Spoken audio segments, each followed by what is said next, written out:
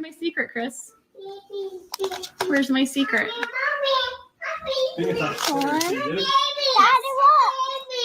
A baby?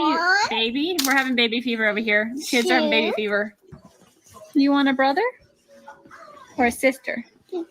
Sister. You're sad the baby left? Shanann, who was 15 weeks pregnant with her son Nico, was found in a shallow grave. Their 2 daughters submerged in oil. A lot of people want to know if Watts could also face a murder charge for his unborn baby. The simple answer is no.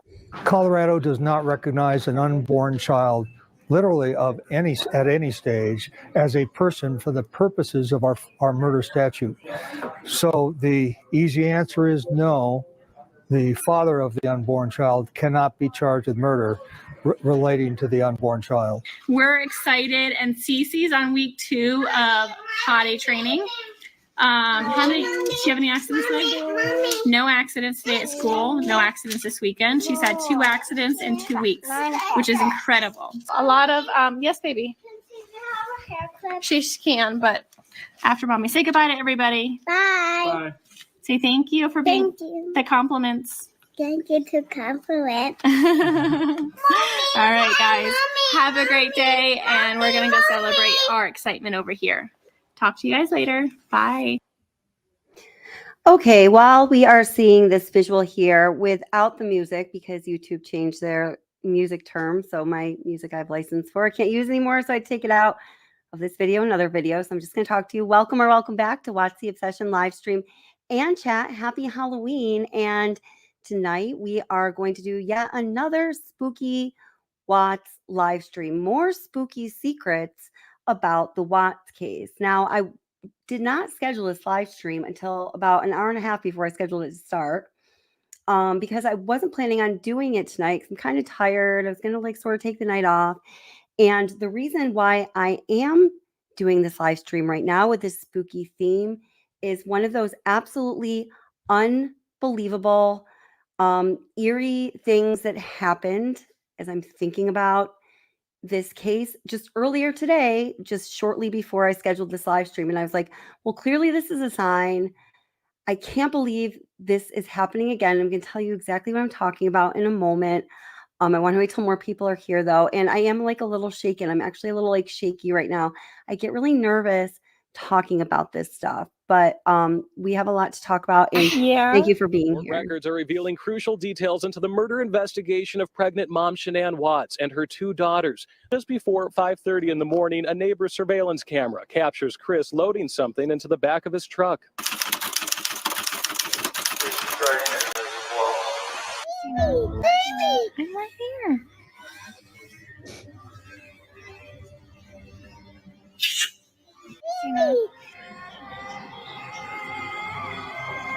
Uh-oh.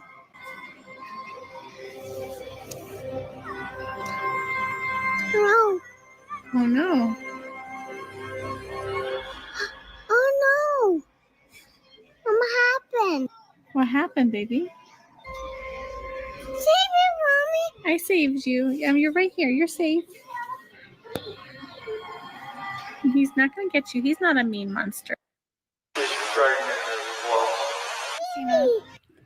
My friend, do you believe in signs? Do you believe that we see signs in life that tell us things that we don't perceive in our own consciousness?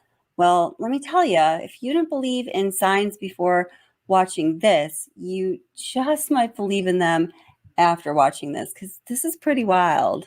So let's take a quick look at the timeline for the morning of August 13th, 2018. That was a Monday morning from when Shanann Watts was caught on camera walking into her house as she was coming home from a business trip in Arizona, up until the point when Chris Watts had been summoned home by Shanann's friend, Nichol, and he arrived at home to be greeted by an officer. Then he went over to his neighbor Nate's house and they were reviewing security camera footage to see what could be seen on that security camera footage. Did it catch any footage of Shanann or the girls leaving the house? Remember, at this point, the whole world other than Chris Watts and perhaps maybe another person or so, believe that Shanann and Bella and Celeste and unborn baby Nico are just missing. They had just gone missing. This is so new. Nobody could have ever known at this point what the world was going to soon learn happened to Shanann, Bella, Celeste, and unborn baby Nico. What a horrific tragedy. When we're talking timeline, I think it's important to note that although there is no mention of it in the official Discovery timeline, the 111-minute phone call that Chris Watts and Nichol Kessinger held the evening of August 12th, just minutes before Shanann touched down at the Denver airport as she returned from her business trip in Arizona, happened from 9:28 p.m. to 11:19 p.m. on August 12th. Again, that's 9:28 p.m. to 11:19 p.m. Just 2 minutes after that phone call ended at 11:21 p.m. on August 12th, the note in the Discovery says, Watts finally replied, "Holy crap, sorry, I passed out on the couch. That's going to be late." And this was in response to Shanann trying to let Chris Watts know that her flight was delayed. So now we come to August 13th, 2018. At 1:48 a.m., the note says, Watts' phones logged the Vivint alert of Shanann's entry into their home. At the same moment, the Vivint video monitor captured Shanann as she walked up to the home and entered. Her friend Nicole was captured backing out of the driveway. Between 1:48 a.m. and 4:23 a.m., there were no movements detected on the main floor of the home, according to Vivint. Shortly after the 5 a.m. hour, that is when neighbor Nate's security camera caught Chris Watts backing his truck up into the driveway and making several trips from the house to the truck when he was loading the truck with his wife Shanann and loading Bella and Celeste into the truck. He left the house at 5:48 a.m., headed to Survey 319. In those early morning hours, while at Survey 319, Watts sent a flurry of texts to his coworkers, letting him know where he was, asking where they were. Certainly, he did not want them to show up while he was doing whatever he was doing. There's a number of important text messages in here, and I go over them in detail in different videos. At 7:40, Watts sends Shanann the first of his many stage messages asking where Shanann is at. While at Survey 319 at 10:10 a.m., Watts searches for the lyrics to the song Battery by Metallica. He later tells investigators that it was Nichol Kessinger that wanted to know what the song was about. She wanted to know what the words were to the song. He says that she has a range of musical interests and she was a little bit into Metallica. The lyrics of the song go like this: lashing out the action, returning the reaction. Weak are ripped and torn away. Hypnotizing power, crushing all that cower. Battery is here to stay. Smashing through the boundaries, lunacy has found me. Cannot stop the battery. Pounding out aggression turns into obsession. Cannot kill the battery. Cannot kill the family. Battery is found in me.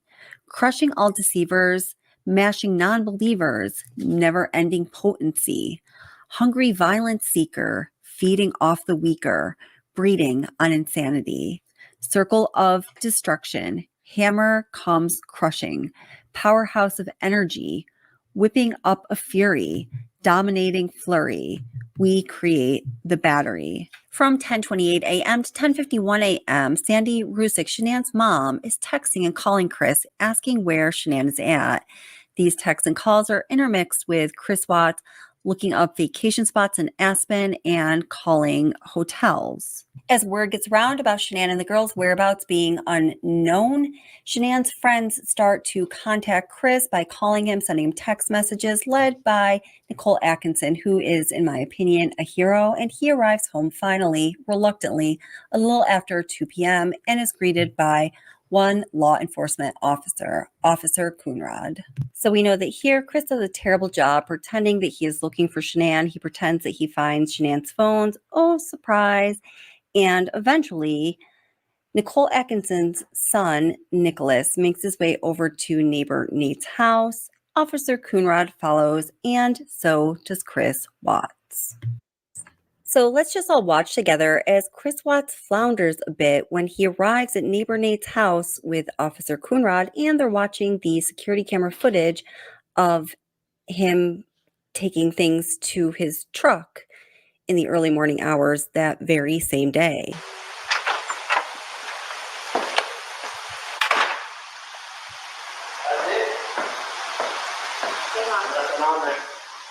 What's that? Nothing on there. You just have my camera. Lay down. Loading my stuff up in my coolers, my water jugs, my book bag, my computers, some of the tools that I had in the toolbox. I knew I was going to have to do some pumping into rubbers today. So I was out so far. Is this on continually Yep. recording? Yep. Well, It's not, is it motion or is it? Okay, so it's motion.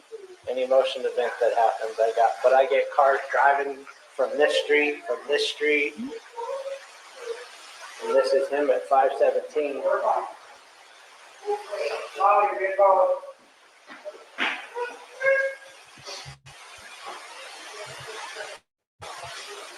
So you can park out there on the side. I just want to get everything done.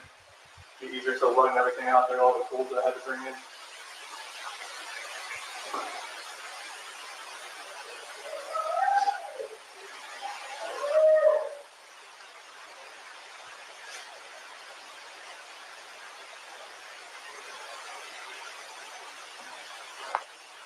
What else can I do with this?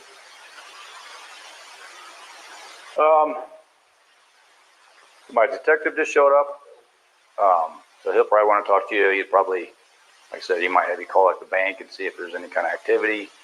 Because if there was any sort of action out Out there, of his cameras, I would have got it. like Right. we had issues the other week when people were stealing stuff out of like garages and stuff like that, and I had parked my truck I had up here. to park right here. Yeah, so someone See if I could anything see where happened. someone tried to jimmy with a flathead screwdriver over there, and it was just like, But if any action would have happened, any cars or anything left your house, I would it have. would have been like right in that area. It should have picked. I mean, Oh, it'll pick up anything coming down the street this way. you know where that tree right is? Oh yeah. Okay. Watch, I'll show you. There's nothing on here. We've already watched that one. But like, you'll see this car. What security system do you have? Actually, this car. You can see this car starting to drive down the street. That ain't one. Oh, look. Okay. See what I'm saying? It picks up all the way down there. That's cool. He's next door. There we go. I was talking about dispatcher. He'll be close for. Cause yeah, we can pick up cars coming this way. I get anything coming this way and making this turn. So, and usually at night I pick up the cars pulling a U turn. So unless they pulled right here, Yeah. but I would have caught her walking out.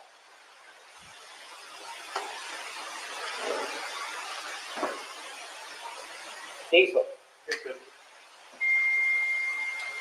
So yeah, I thought nothing. Nothing for the rest of the day. No, that's it. She's pregnant as well. How far along? 14, 15 weeks.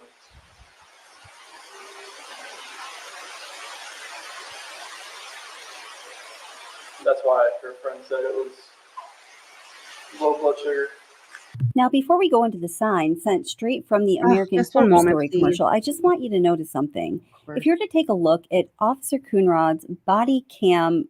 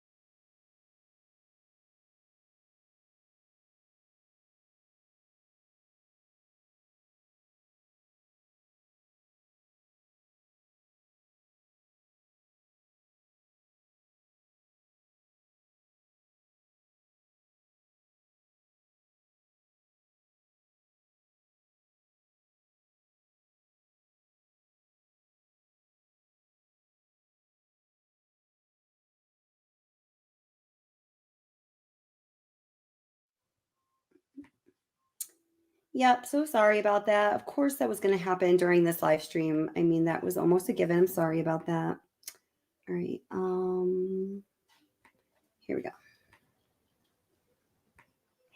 Right now, when Chris Watts is saying, oh, and she's pregnant, she's 14, 15 weeks pregnant, fesses that up for the first time to Officer Coonrod, it is 2:42 p.m. Now, I'm sure you notice all the while when Officer Coonrod and neighbor Nate are looking at the security camera footage and they're focusing on it, Chris Watts is pacing around looking like he's basically going to pass out, and he's looking at his phone an awful lot. So if we were to cross-reference material from the discovery, we will find out that Chris Watts sends Nichol Kessinger a message at 2:44 p.m. just after this moment right here, when Chris Watts tells Officer Coonrod that Shanann was 15 weeks pregnant. And it says, oh my gosh, that's absolutely ridiculous. They would freak out. Since many of the messages between Chris Watts and Nichol Kessinger were erased, we don't know exactly what this message was in reference to, so we can only speculate. But we can hear what Nichol Kessinger has to say about it. This is the one, I don't know if this is in order. I'm not sure exactly what this is referring to. I think this one at the bottom, this, oh my God, that's absolutely ridiculous. They would freak out. That, do you remember when I told you, like, I was always trying to, like, incorporate his kids and stuff? I mean, even if it wasn't, like, directly, like, me and him, but just, like, I was always thinking cute stuff when I'd see stuff, and I was like, oh my God, little girl was like that. I would show him, and I found this box of Lucky Charms that was unicorn Lucky Charms. Okay. And I thought they were really cute. And I texted it to him, and I was like, do your little girls know about these? Because they're awesome. And I was like, little stuff like that. Mm-hmm. And so to give the American Horror Story commercial that pops up on the screen when neighbor Nate, Officer Coonrod, and Chris Watts are looking at the security camera footage, trying to find his missing wife who's pregnant and his two daughters, when upon the screen pops up a fetus and some other things we're going to discuss in a moment in the American Horror Story commercial.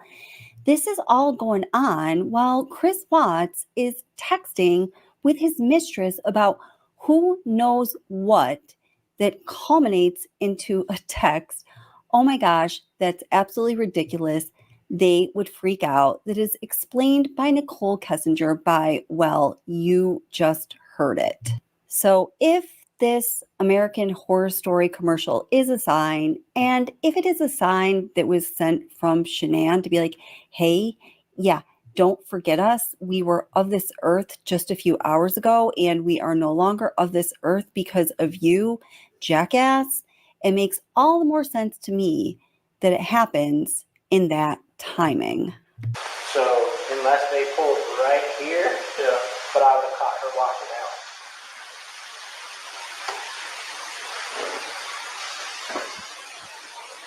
Diesel. You're good. So yeah, I thought nothing. Nothing for the rest of the day. No, that's it. She's pregnant as well. How far along? 14, 15 weeks. Now I know that many people have caught the fetus coming up on the screen at that moment, but whoa, did you see what followed? Nothing for the rest of the day. No, that's it. She's pregnant as well. How far along? 14, 15 weeks.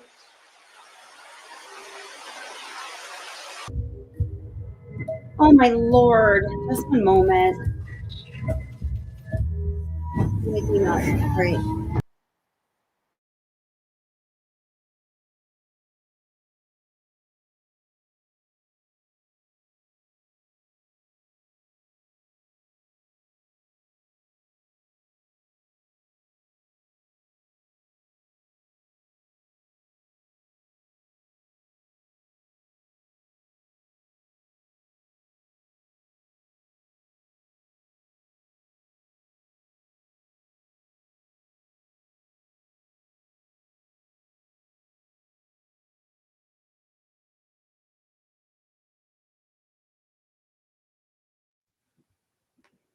I really am so sorry. I know sometimes stuff like that happens, but every time we talk about this paranormal stuff, I promise you it's just crazy.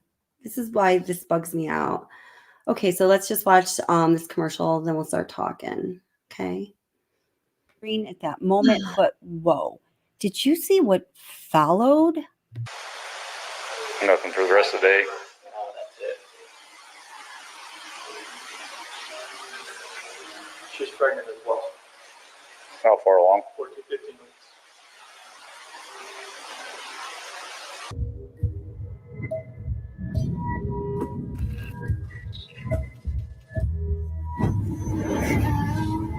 If you're curious to see the tricks that I must sleep, all you find is yours to keep. Brave, are you brave enough to leave the desires that you see? In my hand, I'll set you free.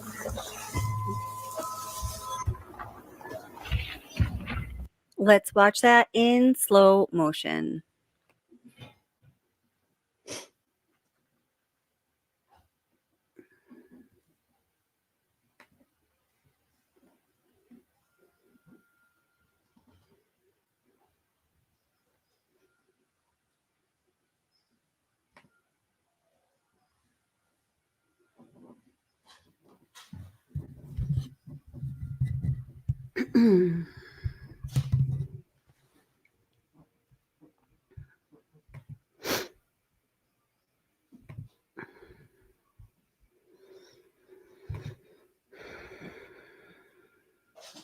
Wow, that is truly incredible. Please leave a comment letting us know what you think. We all want to know what you think. And do you believe that this commercial, this American Horror Story commercial that played at just the right time in front of Chris Watts' very eyes, in front of the eyes of law enforcement, do you think this was a sign? Okay, so there you go. So, that really is, we've talked about this a number of times on this channel, and maybe you've thought about it or talked about it before or heard people talking about it before, but, the timing of that commercial. Where the hell are her giggles coming from? Okay, there, I got it. Nichol Kessinger. Um, the timing of that commercial and then the contents of that commercial and the parallels between the tragedy that just happened are absolutely freaking remarkable. I mean, absolutely, just nearly unbelievable, right?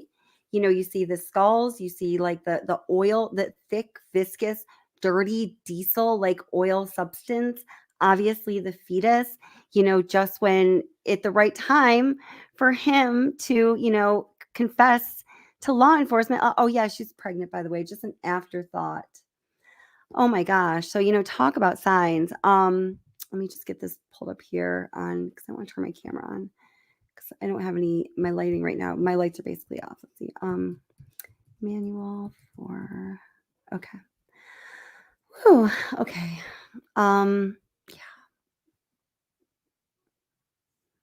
Okay. All right. So here's the story, and it's a crazy one. All right. And so I don't know. I feel a little crazy sometimes when I come to you with these crazy stories, because all I can ask you to do is believe me about this. Well, actually, you know what? I will turn on my camera because you're gonna have to see this. But let's see. Just let me bring up a picture of it for you first. Oh my gosh. Okay. Let's open that in a new tab so you don't see all my personal information, people that might want to see it and do something weird with it. Okay. All right, so I'm going to bring a visual here into, thank you guys. You're so sweet. Thank you for your support. It's just really, shakes me up every single time. I don't know why I keep revisiting it. Okay. So I was just doing some stuff around my house today after work. I was very, just busy. I got a lot of stuff going on. I wasn't going to do a live stream tonight, although somebody brought up the idea of doing a Spooky Watts live stream, just in chat or in comments on videos. I was like, oh, that might be a good idea. I wanted to, but I was like, oh, I don't think I'm going to. I really just need to get some rest, whatever the case may be. So I wasn't planning on going out into my garage or anything like that, but some young kid came by, noticed that, my lawn is full of leaves that I have not touched, because on my property, I promise you, in the town where I live, I have the first tree that starts to drop leaves in the fall, and also the last one. It's definitely like a micro environment here. It's like National Geographic, some of my friends say. It's really beautiful, but it's a lot to clean up, right? So this kid comes by, wants to rake the leaves. I'm like, oh, perfect, because I ain't doing that. So I went into the garage to find him a rake, and I was looking to see if there were some lawn bags from the last time he and his brothers did it.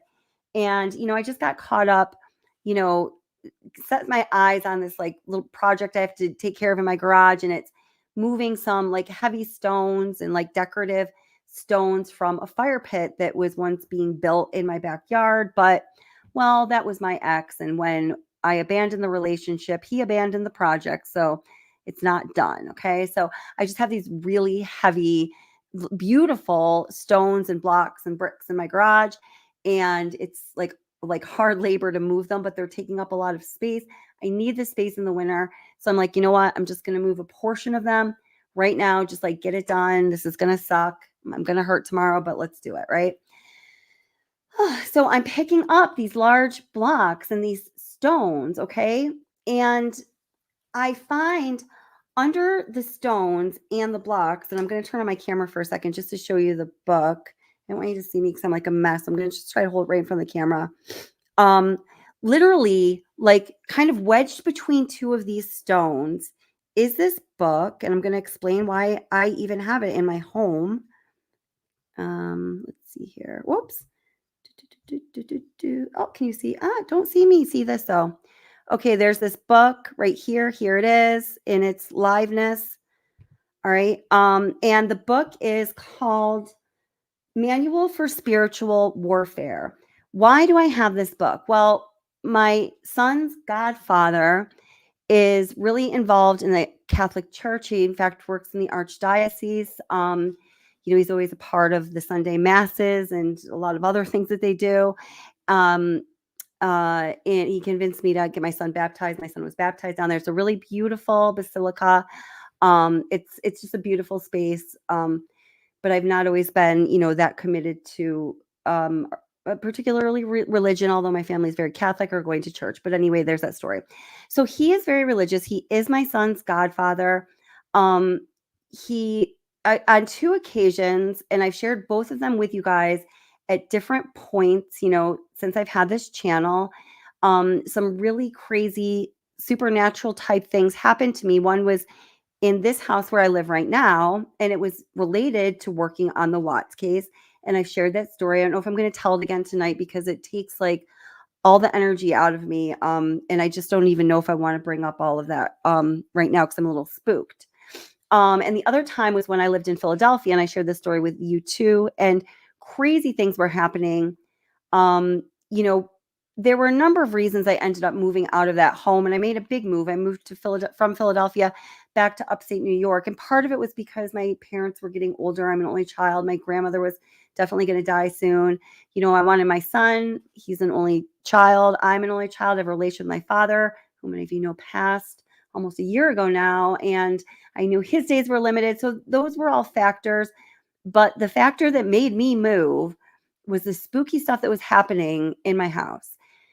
When I finally started moving stuff out of that house, I would never go down in the basement. It was so eerie. It was so creepy, partly because it was a completely raw, unfinished, just very, very raw basement that looked like it probably had rats in there or something, And anyway, there was a box spring that was resting against a wall.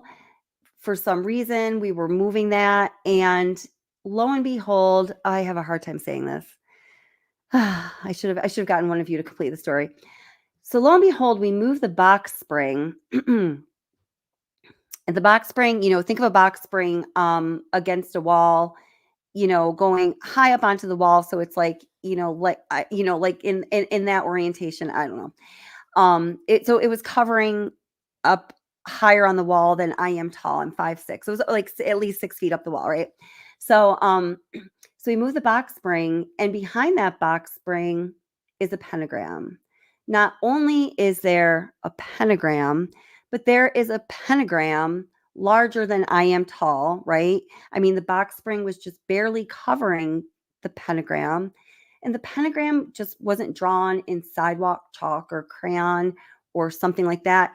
It was actually etched into the raw material, the raw stone or concrete, or I think it was stone. I don't know what it was, but it was something that made you think it was one or the other if you don't know the difference, right? It was etched into that raw wall in the basement.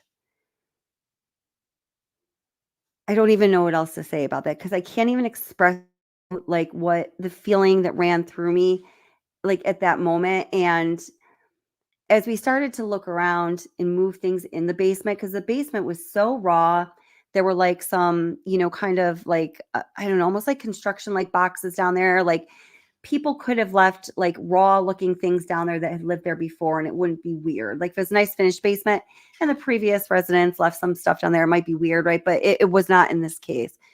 Well, as I started to go through things, trying to find what was mine and what was junk that had been left there by the previous people who live there. I rented this place. I did not own it. Thank the Lord. And thank you, Lord.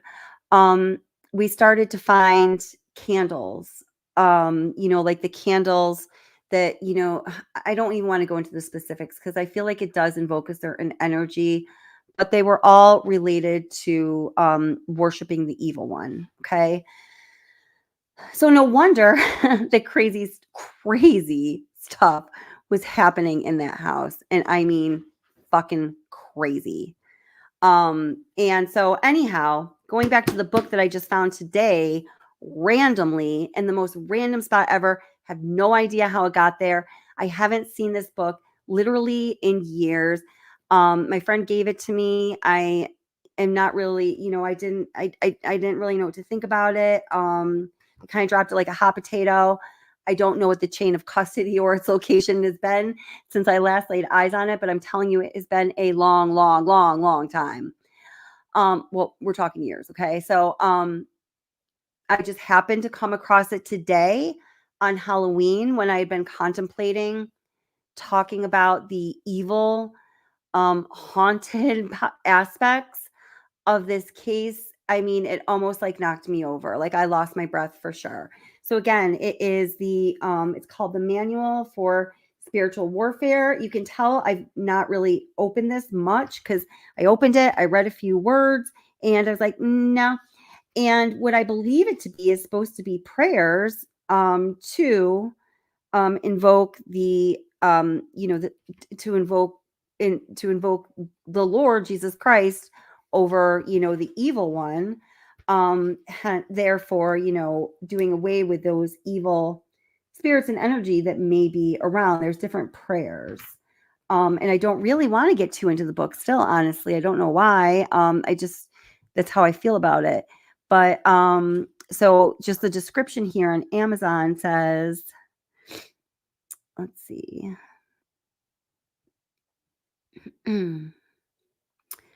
Yeah. Okay. I don't even know if I bring myself to read it. I'm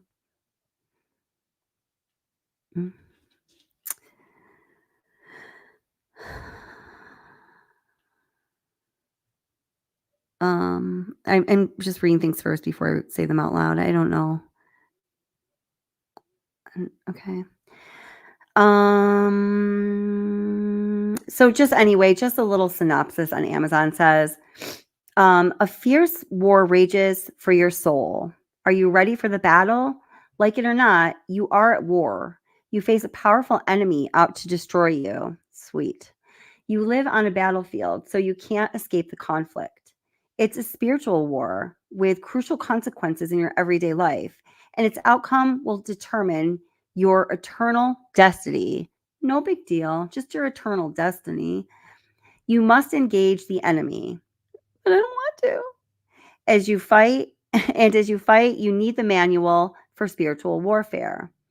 This guide for spiritual warriors will help you recognize, resist, and overcome the devil's attacks. Part 1, preparing for the battle, answers these critical questions. Oh, my Lord. Who is Satan and what powers does he have? Don't want to know. Don't want to know. What are his typical strategies? Also, don't want to know. What fights him alongside us in battle? Oh, who fights him? I'm sorry. What spiritual weapons and armor do we possess? How do we keep the enemy out of our camp? That I am interested in. Part 2, called Aids in Battle, provides you with the essential resources, teaching about spiritual warfare from scripture and church documents, scripture verses for battle, wisdom and inspiration from saints who fought Satan, prayers for protection, deliverance, and victory, rosary meditations, hymns, and other devotions for spiritual combat. Yeah. So that's what I found today. Like, what the fuck? So here we are. Here we are. Here we are. Here we are. Yes, Tina, absolutely. Thank you. Thank God you're out of there, Kelly. May God lead, guide, and protect you and your son. In Jesus' name, amen. Thank you very much. I appreciate that. Yeah. Yeah, thank God I am out of there. That truly was evil. Angels are stronger, Wendy. Yes, I agree with that. Yeah. It is scary. AFMM Clar, it is. Cinder block. Yeah. It was, that was shocking. That was shocking. That was it. I'm still shocked by it, truly. Yeah, it was placed vertically. That's right. Oh, that's great. Nilda says, take slow, deep breaths. Imagine a bright light of Jesus Christ around you and your loved ones and your car and your home and everything. Nothing can enter as God is protecting you. That's very beautiful. Thank you, Nilda. Yeah. Oh. Sherry Kate, that's interesting. I never thought about that. Sherry Kate says, maybe NK said, oh my gosh, they would freak out because Chris may have texted her that the American Horror commercial came on and it showed a baby, a heartbeat, and oil. I definitely, and I'll wait for the rest of your comment because that's very interesting. I definitely think that NK knew about and participated in the demise of Shanann and her babies and the disposal as well. Yes, I now believe that beyond a shadow of a doubt as well. Oh goodness. Yeah. Nilda says very, very good point. It makes sense. But seriously, how crazy is that, guys? How crazy is that? And I just, it's like when I'm telling you this story and I'm so shaken up by it, it's because it's exactly how I told you. This book is not something it appeared from thin air in the most arbitrary, unlikely, how the hell did it get there place? And it just the time, I don't know. I don't like these things when they happen. Yeah.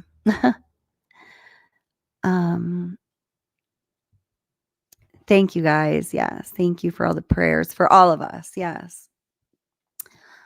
So, so that's why we're here. So we're going to talk about some things. Okay. So let's talk about lights. We're going to talk a lot about lights. There's a theme. This is just a random video I picked out. Wasn't like, oh, this is a great scholarly research. It's some chick on TikTok that I'm done. Okay. So that's all. Like I said, I didn't, I wasn't planning on doing this live stream tonight until that happened. Can I make this bigger? I always ask this question. Oh, here we go. Oops. Let's go. If they do. Oh, I like her accent though. That's good. I wasn't expecting that. Okay. Do the lights in your house flicker and you do not have an electrical or another reason for it? If they do, you definitely want to listen to this video because your house could very well be haunted or there is another reason for it and I'm about to tell you what that is. But before I go further, if you are intrigued by your potential psychic gifts, then head over to the Facebook group Spirit and Magic. So first of all, I'm going to state the obvious. You've probably got a spirit that is trying to communicate with you. I'll explain this a little bit more, but there is also another reason, and I'll tell you at the end. So spirits will manipulate electrical devices. So whether that's your lights, whether that's the TV, whether it's a radio, and actually a lot of paranormal investigators use equipment to actually help the spirits to manipulate, i.e. things like voice recorders for EVPs, electronic voice phenomena, EMF meters, and so on and so forth. The second reason is you. You could be a high energy source. This happens in quite a few people. And if you are pretty strongly connected to the world of spirit, you can effectively act as a portal. And the more you learn to connect with your gifts, the more of a higher energy generator you become, and you can actually affect devices around you. I don't want to be a portal. That's my stance. No, thank you. No portal here. I have no portal. There is no portal. No portal. So let's think about this lights, because there is a theme. We're going to talk about a few things, but there is a theme of the lights in the Watts house. And I knew that there was, because I have talked about this a bit. I haven't, believe it or not, it's one of the very few videos I have not made pertaining to the Watts case that I think is a topic or a theme that we can pick up on there. But I have talked about it. I certainly have thought about it. I've definitely researched it. I have notes on it. I have I have a file. It looks like I at some point was thinking about making a video, because I have a digital file on it with my notes. That's what I do before I make a video. I put my notes into it. Anyway, y'all don't need to know that. It's pretty ugly. Yeah, lights. We're going to talk about lights. Now, Chris Watts, Porch interview. I don't know. Do you guys know that there was actually 2 parts to it? There was a first one, and then there was like a second one. So the one that people watch most frequently, although if you follow this case, and most of you probably do, and if you don't, welcome. I'm so glad you're here. Please say hello. Let us know where you're from, and please definitely feel welcome. The one that is most frequently listened to or played or recycled in the news or in videos, YouTube or documentaries, whatever it is the part 1 of the Porch interview. The part 2, although again, I'm sure you've heard it. I mean, you've probably heard it. You might not even know there's a difference, but it is a lot less frequently played and recycled. So you may not be quite as familiar with what he says here. So remembering that one of the things we're going to talk about is spooky lights and how lights in this house and around these people are working in a supernatural sense. And guys, I am not a tarot card reader, a psychic. Let's talk to Shanann from across, from the other side of heaven. I don't even, and if you are into that stuff, please don't feel offended by that. But I don't really like it. I just don't like that. And some people don't like what I do when it comes to, true crime cases, anybody involved in this case, or sometimes specifically Shanann. But, trying to and claiming that I'm able to talk to her from the other side of heaven, to me, I guess for me, it just feels like a big fucking lie. So, but I'm just not really into that stuff. But this theme of lights exists. It's in the discovery. It's spoken about by a number of people. We can see it ourselves. It is mysterious and a little spooky. It is spooky. So here we go. So we're going to just take a listen to the second part of the Chris Watts Porch interview. Hey, Lily. Oh, God, I forgot to feed my bunnies. Oh, I'm not going to sleep a lot tonight. She's like crawling on me. Hi, sweetheart. I'll get you food in a minute. A little bit. Okay. Let's see, how long is this in total? Okay, it's only 8 minutes. I don't really want to listen to the whole thing, but he mentions lights throughout. Think about the lights. The most important thing, like, I'm not sure. I'll just wait for you to ask questions, but like, I want them wherever they're at. Like, I have no inclination of where they're at right now. Like, I've exhausted like every friend that I know of, and every friend that I have has called friends that Shanann has that maybe I didn't know about, and it's just like it's vanished. Like, she's not, like, when I got home yesterday, it was like a ghost town. Like, she wasn't here. Kids weren't here. When I got home yesterday, it was like a ghost town. Imagine that. No idea like where they went, and it's just earth shattering. I don't feel like this is even real right now. And it's earth shattering, right? We've picked up on that before. Like, he shattered the earth to try to hide Shanann's body. Like a nightmare that I just can't wake up from. I'm sure it is a nightmare. There's just like all these themes are just busting out. Chris, when did you learn that they weren't here?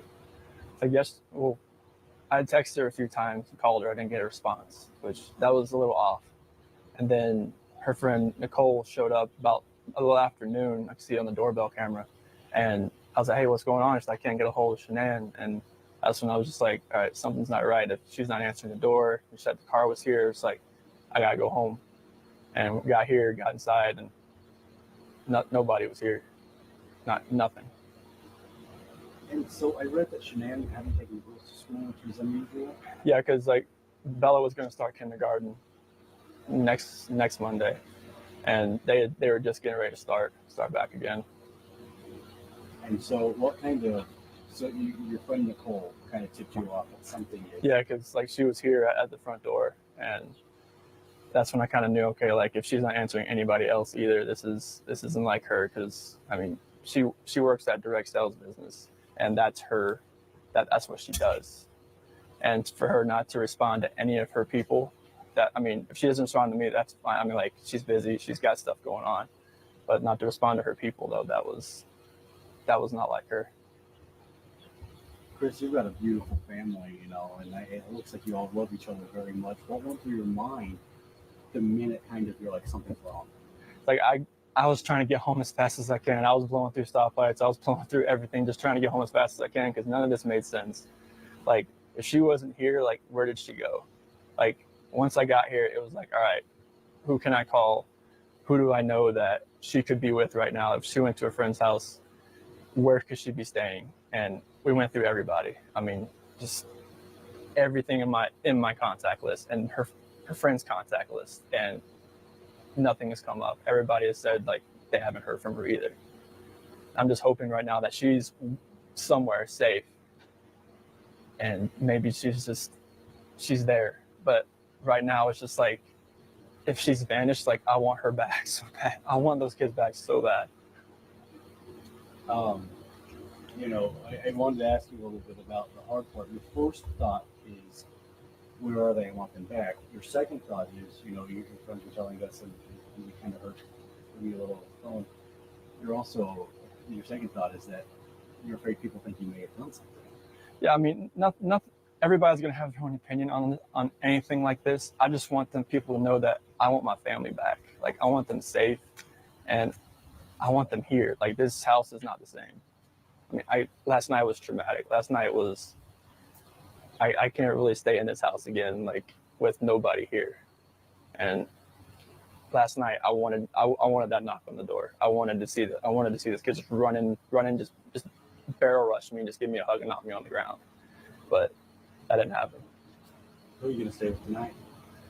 Probably my friends Nick and Amanda. So last night was a nightmare. He couldn't do it. He couldn't stay here without them. He's a little shaken up by this. Like, something happened that made him very uncomfortable when he was in that home by himself that night. And then if something develops in the next hours or so, like, I'm hoping that somebody sees something or somebody knows something and comes forward. What's the hardest part of all of this for you? Not knowing, like, if they're safe or if they're in trouble. Like, there's just that that variable. Like, I'm not sure. I mean, I can't do anything right now from where I'm at. Like, I'm not sure if they're safe somewhere, just huddle up somewhere, or if they're in trouble. And knowing that if they could be in trouble, it just it's earth shattering right now, and it doesn't feel like it's real. The weird part of all this, it sounds like everything's kind of locked up. There's no signs of them leaving the house. No, like we have camera there, neighbor has a camera. I mean, everything's checked out. You have a camera in there? The doorbell, only one right there. The neighbor has one over there. Were all the doors around the house locked? Front door was locked. The garage door was unlocked, but that's normal for, like, when she comes in the house, she leaves it unlocked just so she can come in and out, just in case, you know, did get in the garage door, but the back sliding door was locked as well. So how would she have left the house if she did leave the house? Or anybody? I don't want to put anything out there, like just suspecting, like if something like somebody pulled in the back, and because we have driveway back there from the new townhomes, but it's so hard to tell. Like, there's no cameras in the backyard or anything like that, so it's really hard to even suspect anything right now as far as how she could have left, or if someone came picked her up, or if somebody took her. Meanwhile, today's reality, you've got cops there, cops here, cops in your house, K9 units. I've never seen something like this in my lifetime unless it was on TV or a movie, and this doesn't seem real at all. It just seems like I'm living in a nightmare, and I can't get out of it. I just want them home so bad. Did you see your kids and your wife whenever, or you had the kids? I forgot. Yeah, I had the kids over the weekend. Did you see your wife when she got home? She got home really late, about 2 a.m. from the airport when she got back from Arizona. Did you wake up and say, you know? No, I saw her when she got in, but it was really quick just because it was 2 a.m. in the morning. But I saw the kids in the monitor before I left, and that was it.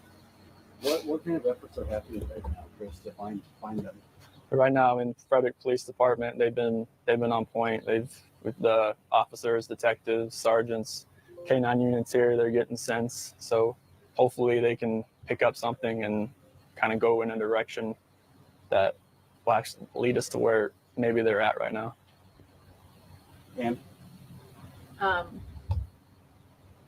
Shanann went to. Where'd you get that shirt? Oh, this is I think she got it off Amazon, but this is my favorite college sports team. Wasn't she just there? She was just in North Carolina. Yep. So she actually probably got it from there. Usually she gets stuff from Amazon, but this one, I like these shirts a lot. You guys, you love your shirts. Describe your little girls to us, and you know. So Celeste, she's just a ball of energy. Call her Rampage, because she's just always, she's got 2 speeds, go or she's sleeping. And she's always a troublemaker. She's always the one like jumping off things, you know, just yelling at you and all kinds of things. And Bella, she's the more calm, cautious, mothering type. And she's more like me. She's more calm. But Celeste has definitely got her mom's personality to where she's always just gung-ho, ready to go. You guys have a baby on the way. Mm-hmm. How do you not have a third child? Mm-hmm. Is that kind of going through your mind right now too? It's like that's why I want everybody back. That's why I need everybody back here, and everybody's safe. Okay. I think I'm good. Okay. Most people have no clue that in 2023, the best way to make money on Amazon. Okay, interesting. Okay, so now we know that something, he mentions that something happened during the night. Of course, I mean, we all know what he did and what he witnessed, and certainly that's going to be haunting, right? But and oh, by the way, Curious Christine, thank you so much for becoming a member. Welcome. But what was it that spooked him that night? All right. So we're going to just listen to a little excerpt here from his interview, his very first interview. And this truly was an interview at this point. It was not an interrogation style interaction at all. This was before he took the lie detector test with our girl, Tammy Lee. And her inappropriate things she said about the case. But take a listen. Let's see, go back to about here, I think. I think she hadn't responded. Okay. All right. Did I bring this into the stream yet? No, I didn't. Here we go. Welcome to those of you coming in. I'm so glad you guys are here. If you're new, please let us know where you're from. Everyone feel free to participate in chat. We want to know what you think. Please just be respectful to the victims, their family members, and of course, one another. Called her.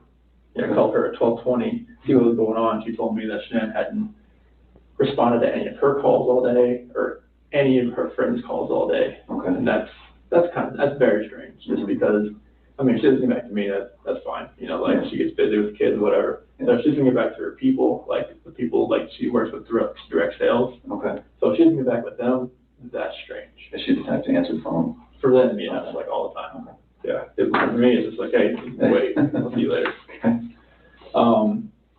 So about 12:40, a few more efforts from Nichol to reach her while she's there, like outside the house. Mm-hmm. And at 1 o'clock, that's when I left, and I was like, all right, I'm on my way down there. 2 o'clock when I got home, because they couldn't get in because the front door had a top latch to keep the kids in. Nichol and the police officer that was there. Okay. Oh, right. Okay, gotcha. So they couldn't get in because top latch on the front door was hinged, and the keypad on the outside does not work to get into the garage. So they had to wait till I got there so I can get the remote opened. Okay. So that's when I got home. I opened the garage door and we went inside the house and looked everywhere. Shanann, Bella, Celeste, nowhere to be found. Shannann's wedding ring's on her nightstand. Her phone's still on the couch. Her purse is still there. The medicine for the kid's still there. The car seat's still there. And there's no sign of them anywhere. Okay. 3 o'clock. The police officer, detective, Howard, right? Oh, yes. Okay. Butcher's name every time. Asking Nichol and I, questions about where she could have gone or who she could be with. At about 4 o'clock, the police officer that was there, he was checking neighbor security footage. At 5 p.m., the same police officer, detective, and then sergeant, another officer, they showed up and they searched the house again. About 6 o'clock, being calling around to anyone that may know something, called hospitals and hotels. 7:30, my friend Nick and Men showed up to show support, and then on it's his friends showing up. Shows Lauren, Dave, Jeremy, and 10 o'clock's pretty much about laid down, but I didn't go to bed till about like 2 a.m. just because fielding texts and calls all night. Okay. And I was just hoping that, I left all the lights on in the house, I was hoping that I'd get a knock on the door. But yeah, nothing happened. Okay, so he says over that night that he had left all of the lights on in the house. Okay, now I'm looking for this right now in Sherilyn Cato's book because I know it's there and I can't find it and it's driving me a little crazy. We know that Sherilyn Cato talks about Christopher and first of all, one of the investigators makes a note in the discovery, the person who was surveilling the house to see if Chris left, to see, what his movements were. Was he there all night? What was going on? Of course, they didn't leave him in there, not surveilled. Says that, at some point in the night, and he gives a specific time or time range. I'll have to go find that. And I feel like it's around 2, but don't quote me on that. That all of a sudden, all the lights turn on. So, it's not just as he's describing right here, like, oh yeah, I just left the lights on all night. Kind of is like leaving a candle in the window to welcome my family back home. Well, right. But it's very clear that something spooked him, and he mentions it here as he's talking to Coder. So let's see. What do I want to bring next?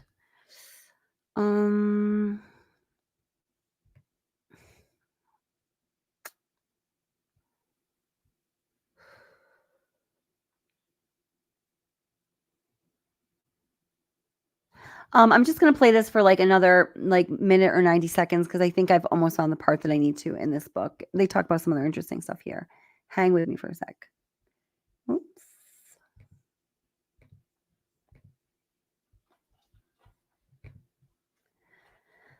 Where'd it go?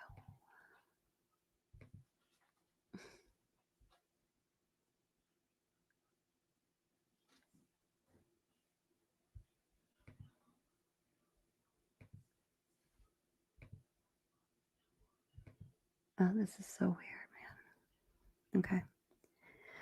Oh my gosh. Okay. What do you think happened? At first, I really thought maybe she was just at somebody's house, just decompressing. Exploring off scene. Yeah.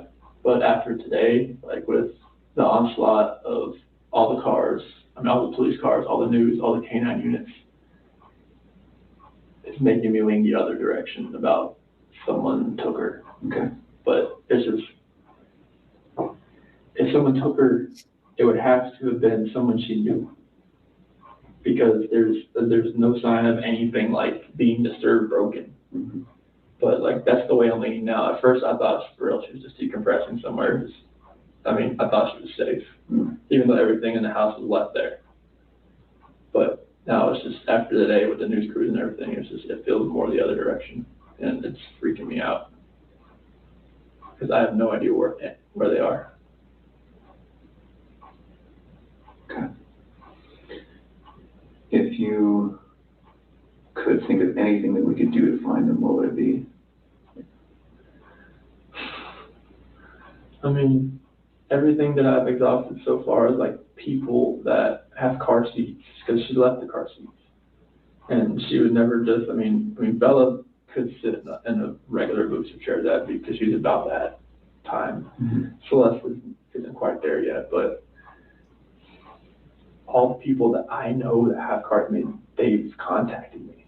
Mm-hmm. I mean, unless it's, I mean, there's definitely a chance there's somebody I don't know. Of being a guy or a girl. I mean, and she has plenty of friends through like direct sales that I've never met that could have a kid that they could come and just say, hey, you know, let's go. Like, just back up in the back, put them in, let's go.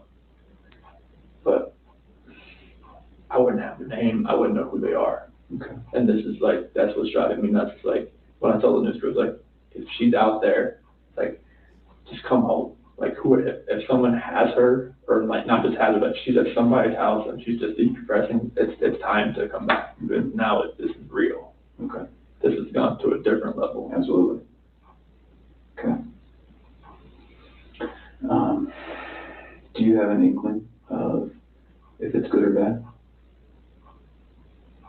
Yesterday, I would have thought that she was safe and it was good that she would come home. Today, it's more on the other side. Because I don't think that she would let it get this far if she was just decompressing somewhere. I mean, she's not talking to anybody.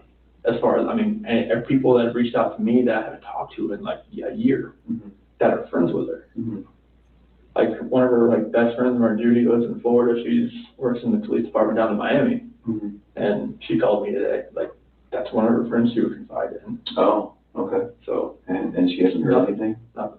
And nobody's heard anything? Mm-hmm. Her parents, I mean, she doesn't like talking to her mom, but still her mom calls her enough that she would at least answer once. Yeah. And if she's, I mean, I'm married, I know how it is. If she's hacked off at her husband, would she call her mom? She would call one of the friends that contacted me. Okay. At least one of them, because she has a close-knit group. Okay. So when we were over at the neighbor's house, the next day we were looking at his cameras. Okay, so again, I just want you to hear where he mentions the lights, and I found this part in the book, so we're going to. And it didn't show anybody walking up to the driveway, which is kind of weird. That's the only reason I put that on there. Because it showed Nichol dropping her off, but nobody actually walking up to the house. It was kind of weird. But she was in the house. Okay. And what time are we talking? This is still 1:48. Okay. So, 2 a.m., Shannon gets into bed with me. Right. 4 a.m., that's when my alarm goes off for work. Maybe just for the kids' sake, but we're realizing that doing like our homework, it's not, most of the time that's not going to work. Yeah. And it gets pretty much because we have 2 beautiful kids and we have one on the way. So it's just a matter of like, it was box and oatmeal, chicken, fill my water jug up. 5:15, I went outside, back my truck up. Sorry, I'm like. 5:30, that's when I went to work. Okay. And I hadn't heard from Shanann for about 2 hours. I responded to any of her calls all day or any of her friends' calls all day. Okay. And that's very strange, just because, I mean, she doesn't get back to me that. 2 o'clock when I got home, because they couldn't get in because the front door had a top latch to keep the kids Thursday. Nicole and there's no Sorry. sign anywhere. Okay. I just want to see if he's reading this. 3 o'clock. 3 o'clock. Other Let's people move on. showed up to show support, and then on it's his friends just showing up. Shows Lauren, Dave. There's no sign of anything like being disturbed, broken. But like that's the way I'm leaning now. At first, I thought for real she was just decompressing somewhere. I mean, I thought she was safe. I mean, everything that I've exhausted so far is like people that have car seats because she left the car seat. Here, I'm sorry. I've And got to she would never just. I've got to see it Bella so I can could search sit this. in a regular booster chair that because she's Cool. about that time. Celeste isn't quite there yet, but all the people that Okay, so 1829. Sorry, I'm nitpicking a little here. I didn't go to bed till about like 2 a.m. just because I was fielding texts and calls all night. Okay. And I was just hoping that I left all the lights on in the house. I was hoping that I'd get a knock on the door. But Okay, I left all the lights on the house. I was hoping I'd get a knock on the door. Okay, but really, what happened was he was freaked out. Okay, so I'm gonna pull this out of the stream here, and okay, and oh, thank you guys so much for the thank you, Doc, for the super sticker. I really appreciate it. Oh, Sherry, my girl, thank you so much for the $20 super sticker. You are so good to me and supporting the channel. Thank you so much. And Sherry's moderating now, guys, which we're so happy about. So thank you so much, Sherry, for all that you do. You're awesome. Okay, so where's the Cadle book? Okay. I know Cheryl and Cadle, but you know, we take it some of it with a grain of salt, right? So this is page 84. We're going to remember that. I'm going to hop back up to page 9. There's two little excerpts here that I need to read to you. Page 9 and page 284.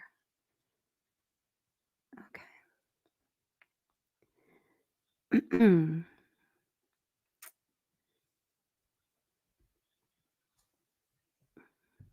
it wasn't page 9. Yeah, that's right.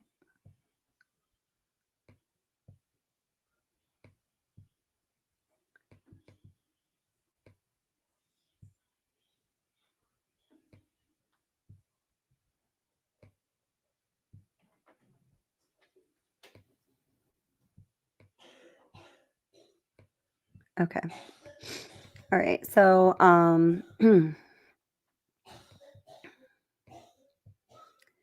for possible. Okay.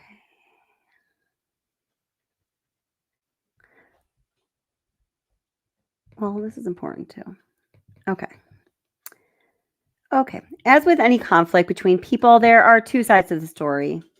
Not two sides to the murders, but two sides to the conflict that led up to the fateful morning of August 13th, 2018.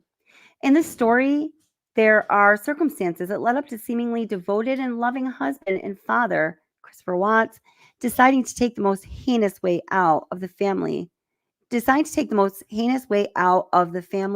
that loved him. She needs an editor, but so I'm sorry. Like, I'm just going to read the words as they are. What causes a man with no history of violence or mental disorder to take the lives of his family? Nothing can justify it. And one naturally wonders what would cause him to make such bad choices. This was his flaw, no one else's. I'm going to skip a few sentences. The Watts family said something seemed wrong and they sensed something was going to happen. Although never in their wildest thoughts, I'm sorry, I didn't just say the word dreams, could they have imagined what transpired. The suffering that was put upon these people and the heaviest burden a person could endure. It has changed their lives forever in the worst way possible. Yet he says he loves his family with everything in him. His memory has come back to him in pieces, he says. The trauma took away parts of his memory. Well, that is a human psychological function. Okay, maybe. There have been other cases where the perpetrator heard voices or claimed God or a demon told him to kill.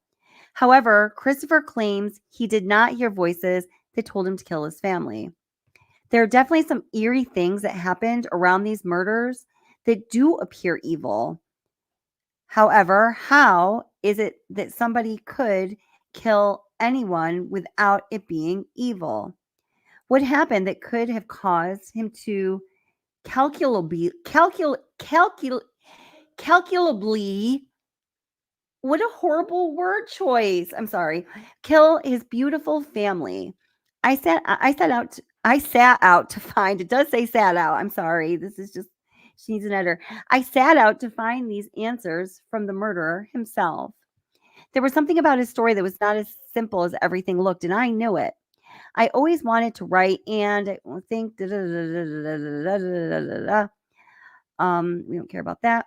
Christopher says he felt evil spirits around him for weeks before the murders. Actually, Christopher's story is very dark and eerie. Through research, I have found some sophisticated psychiatrists believe that evil spirits are, however seldom, assailing humans. Sometimes it is the patients who are deluded about demons, but careful observation by some has led them to believe that certain extremely uncommon cases can be explained no other way. The Vatican and priests have said the demand for exorcists has been increasing. In fact, in the 2020 U.S. Conference of Catholic Bishops organized a meeting in Baltimore for interested clergy who could perform exorcisms. Assault upon individuals are classified either as demonic possessions or as slightly more common but less intense attacks, usually called oppressions. But then there's attachments too. It's not like the devil made me do it. There are many true crime junkies that take all of this very seriously. And that makes sense that people would hate somebody who could kill his entire family. No one wants to hear excuses. They just want the truth and in detail. I have that. I found it interesting, though, that Christopher does not give excuses. He owns up to what he has done, but he tells me he knows he wasn't himself. He doesn't own up to anything. She's on vitamin C. He has never talked about insanity, just the darkness he felt come over him. Let's see. Okay, so now we're going to go to page 284, and this is about the lights.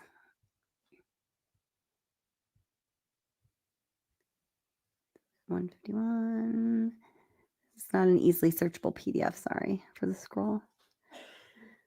184. Where are you? Where are you, baby? Oh, there we go. It's on the bottom. It is easily scrollable. I just didn't know how to use the scroll. Oh, my Lord. Okay. Oh, wait. That's not right, though. Oh, my gosh. Never mind. I was right. Sherilyn's wrong. Okay, here we go.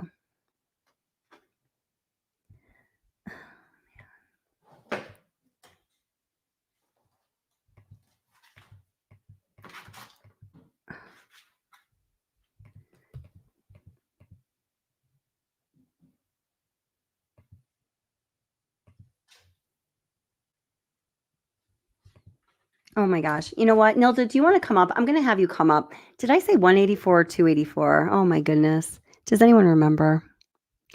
I'm going to put the link to panel and chat because I know that Nilda wants to come up and I'm doing a lot of searching here and I don't want to keep you guys bored. Okay. Link to panel and our girl Nilda. I love having Nilda on panel. Come on up, girl. Come on up. John McSmith, welcome. How are you doing? And everybody else who's come in, welcome. It's great to see you.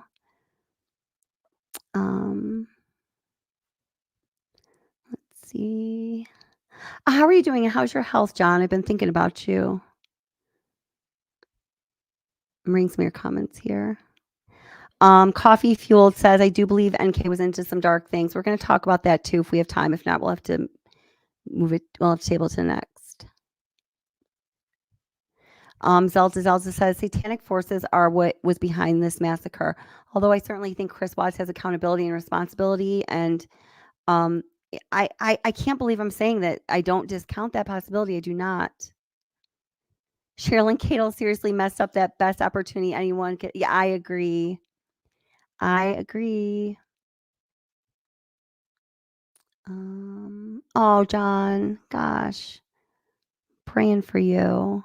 Oh, yes, he was terrified by what happened in the house. Yeah. All right, I'm going to put this link up again. And Nilda, hopefully I'll catch you backstage and hopefully it works for you. I think it was just 284 that I need to go to. See, this is why I was not going to do a live stream tonight because I'm tired, but that's okay. I'm glad we're doing it. The manual for what's it called? Spiritual warfare compelled me to do so. This is too far into it. Damn it. It's okay. I know what chapter was in. Just gotta scroll again. Maybe I can sing to you while I do that. You wouldn't want that. Okay, yep, we're almost there. Polygraph, nope, not there, not quite yet. But there's no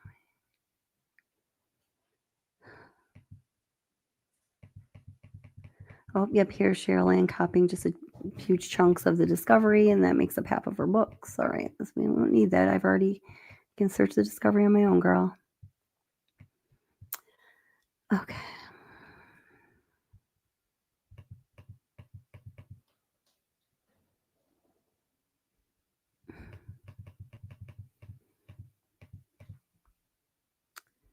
Seriously.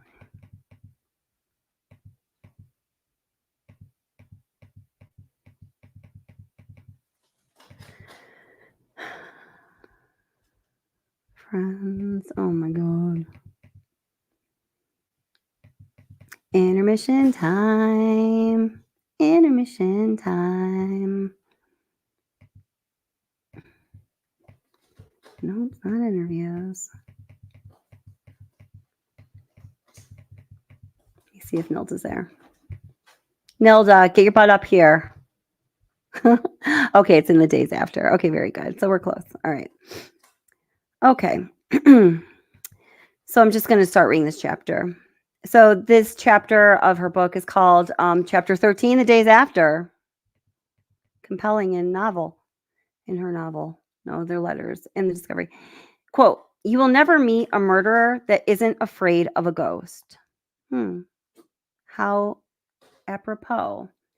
The evil force that he thinks, and he we're referring to is, of course, Chris Watts, was pursuing him, was also living in his home. Christopher feels this was a force that kept causing him to have a reoccurring dream. In the weeks leading up to the murders, this disturbing dream made him realize there was something that was coming after him. He realized it had been chasing him until it caught him. He would dream he was lying on their bed asleep. He would wake up in his dream and all of the lights in his house were on. They were on upstairs and downstairs. Then in his dream, he would realize he was all alone, that his family was gone. Just making it bigger in case some people like to follow along. Oh, no. And that screwed up my pages. God damn it. Gosh darn it. Sorry. I'm taking the Lord's name in vain. Oh, my gosh. Okay. Sorry. Here it goes. This PDF is horrible. And so he'd wake up from his dream. He'd realize he was all alone.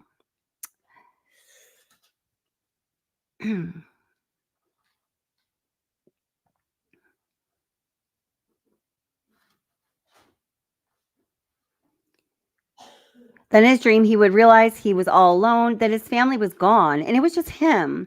The dream gave him an awful feeling. Somehow, he knew that dream was going to come true. Was this his mind preparing him, or was it God's warning? Sure enough, the night of August 13th, the night after he had just killed his family that morning, he said he turned off all of the lights and went to bed. He woke up with a start and realized all of the lights in the house were on. He knew he had turned them off before lying down. And now this is interesting, and I believe it because this bit about the lights is mentioned by the investigator that was surveilling the house It's mentioned in 2 different fashions without directly mentioning it by Chris. And then Cheryl Lynn, I think in here, goes into tell us the stories. He presents it in greater detail.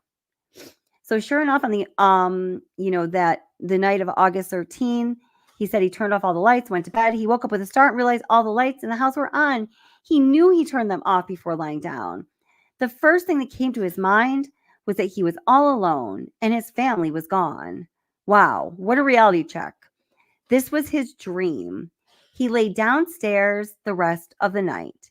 He was so creeped out, he could feel the spirits in his home. Who turned all the lights on?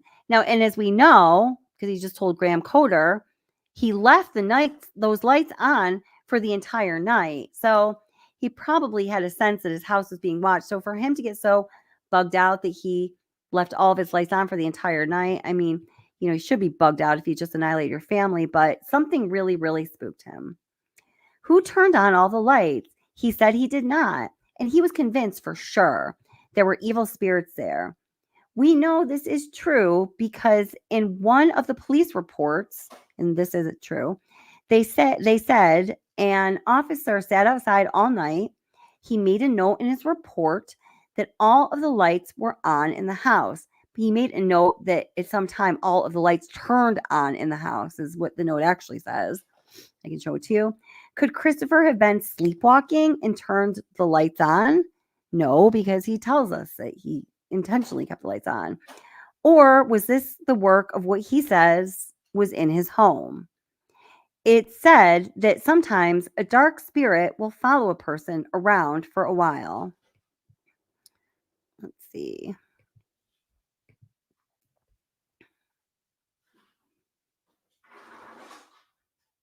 So then it talks about how he woke up and he was really creeped out because she says he was really creeped out so many times. He was completely creeped out by this. Oh, and went downstairs, rest on the couch. I have to read more. She just repeats herself. This is such a poorly written book. I'm sorry. Here we go. On the morning of August 14th, Christopher woke up very early in the morning to find himself lying on his bed, feeling totally alone. How could he explain the lights were on in the house when he knew he had turned them off? He was completely creeped out by this, and he went downstairs to lie on the couch to rest until morning. But she just said he woke up and I don't know. He was not feeling sad or remorseful. He just wanted to be able to get on with his life. His dream came to him, but the difference this time was he realized it wasn't just a dream. He was alone. He thought to himself, how could he justify that his family was gone? And the only feeling he had was of relief. As he looked around the house, wondering how it was that he didn't miss them or wish they were back, he looked at the pictures on the walls, but it still didn't register. It did not bring back memories.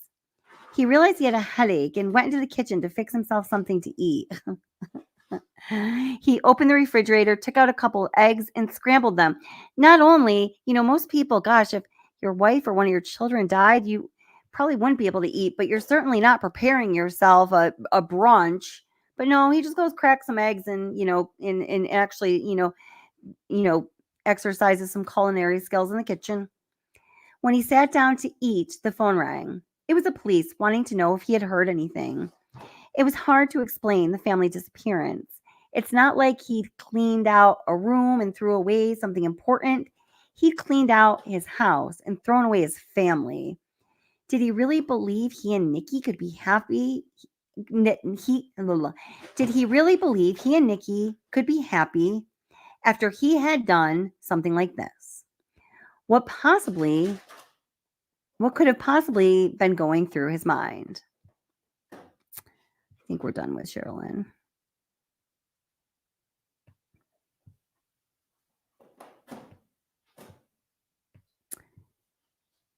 Okay, yeah. So we're going to be done with Sherilyn there because, Sherilyn is Sherilyn.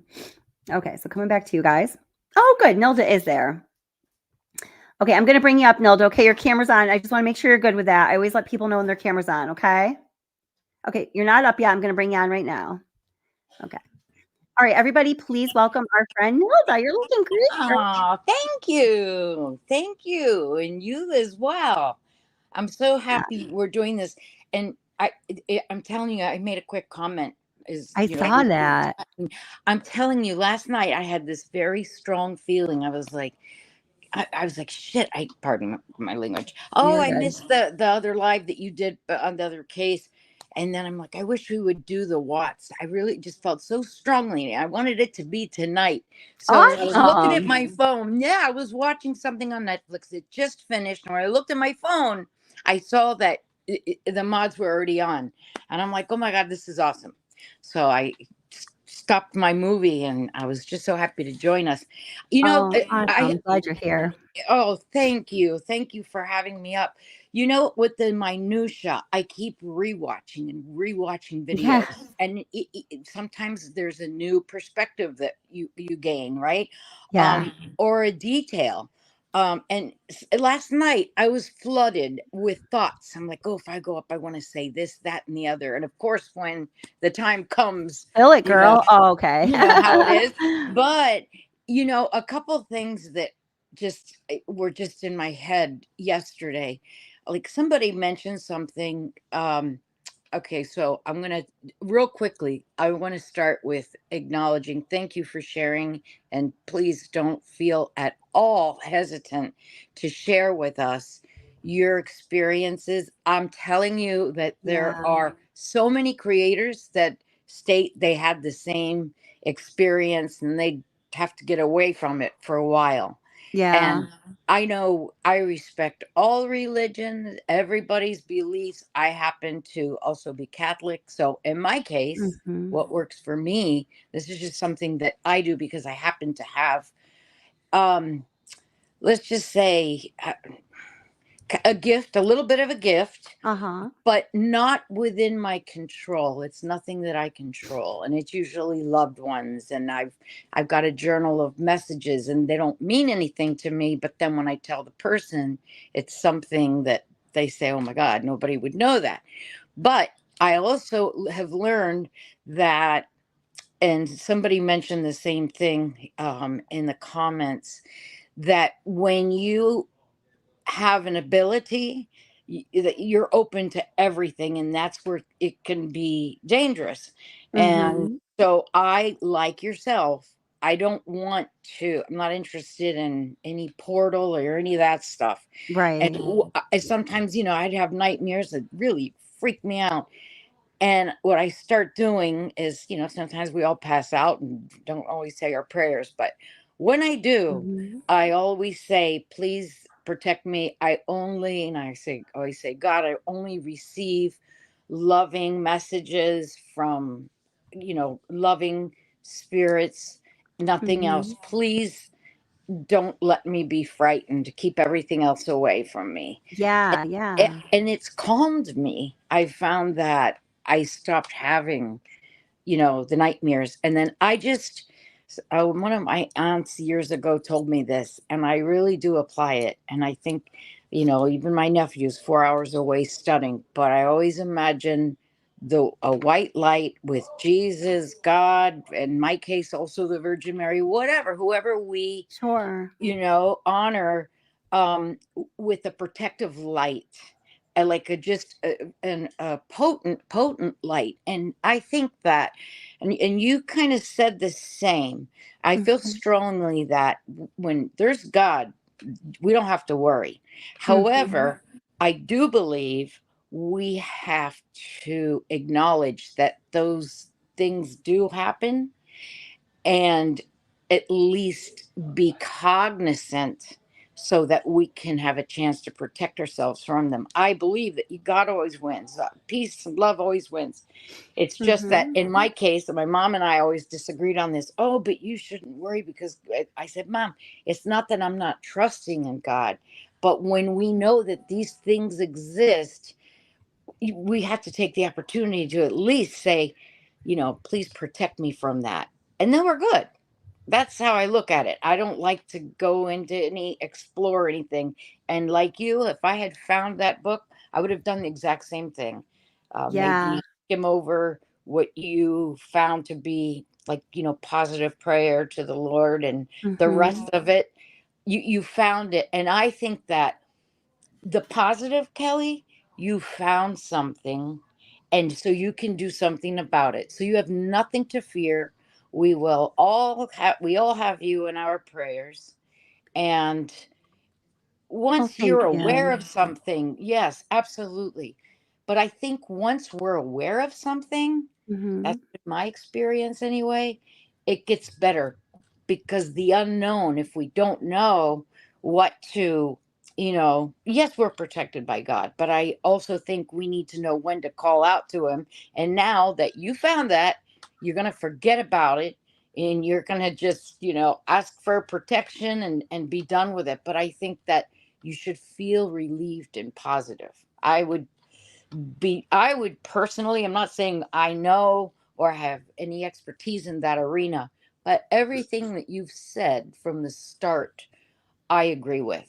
I'm on your page. Oh, well, thank you. I appreciate that. I always really Yeah. like hearing what you have to say. And when you said, oh, I really felt like we had to be doing this. And I was like, of course she did. Of course Nilda felt that way. I Right? did. Yeah. Yes, and I've been thinking about those little girls. And yesterday I kept rewatching one of your videos, a couple of them that you did with honoring Bella and looking through her life. And it Yeah. hit me more yesterday because, again, the more you watch something, the more things you notice. The face, it's like, like you said, when she was an infant and learning to crawl and trying, walking or whatever, that joy that she had, and then that happiness just went out of her eyes, that you could see. Yeah. She was, Yeah.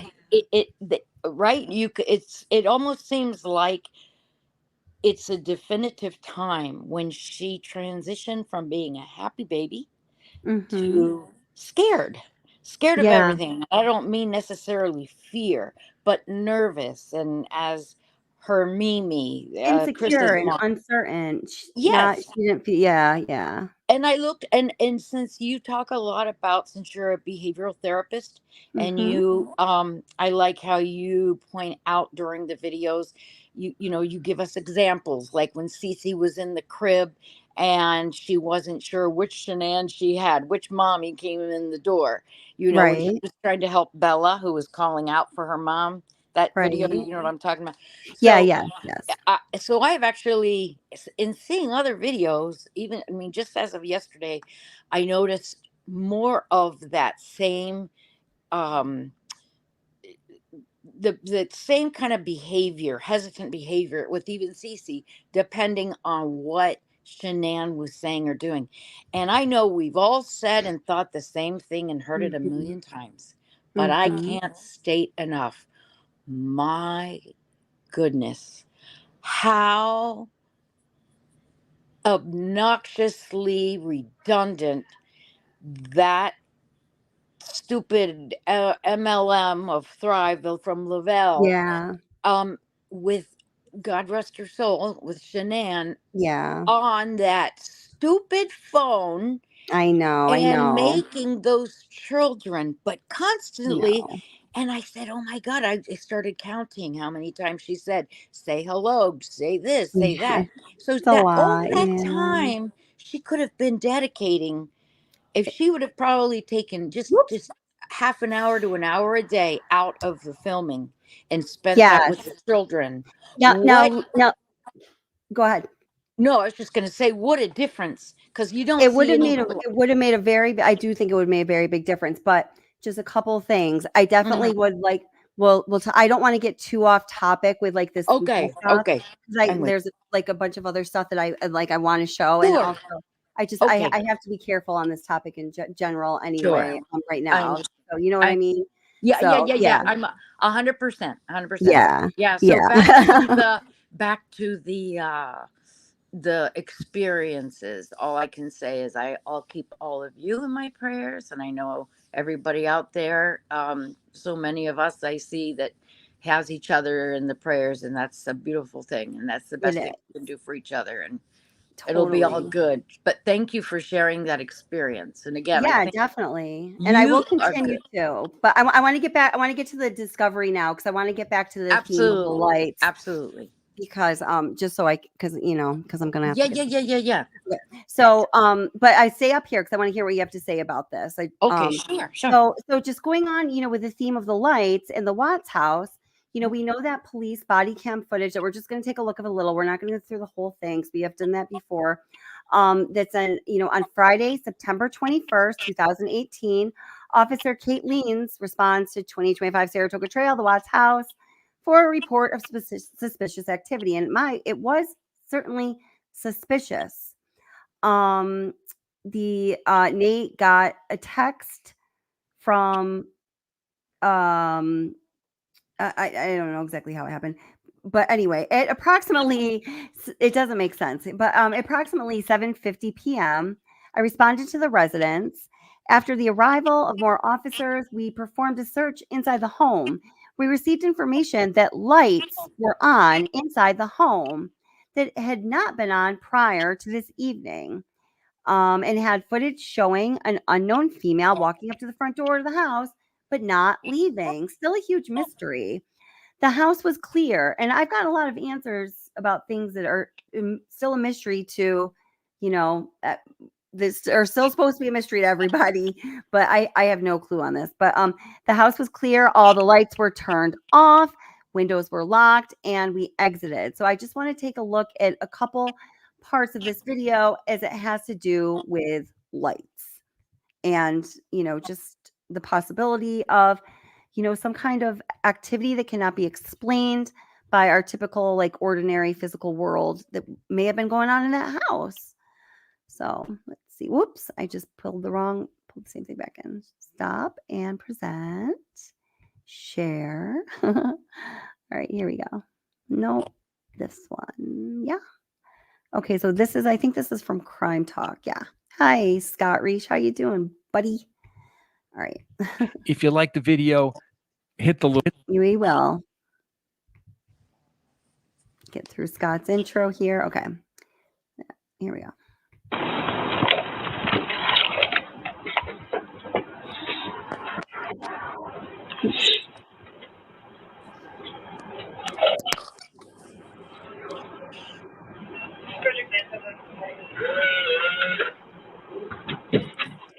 Frederick Police Department, anybody in the house? Frederick Police Department, anybody in the house? Make yourself known. Frederick Police Department, anybody in the house?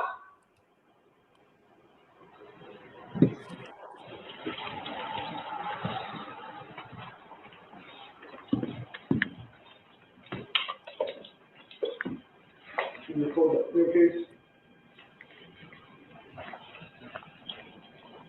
Let's see, got an open closet over there. Okay. I got you wrong. Slow and steady, guys. Okay. Coming out.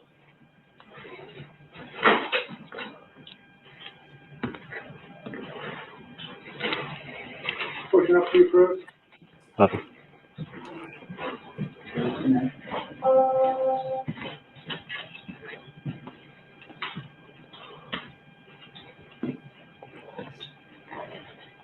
Kelsey, I'm coming into your hallway. Copy. You still got that bathroom? Yep. I'm gonna pass by it.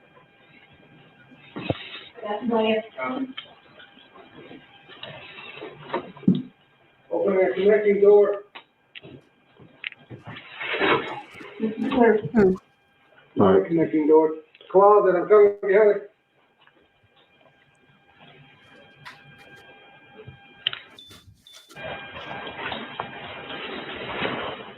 Clear, I'm coming out. Okay. Did you guys get this closet? Nope. Ready? That's the basement, I think. Let's clear the garage. Cooksy, where you're at, we'll come out to the garage.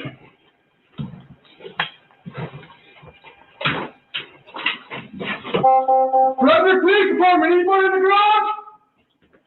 Frederick Police Department, make yourself known. Just let me record it here. So it was the garage where the lights were on.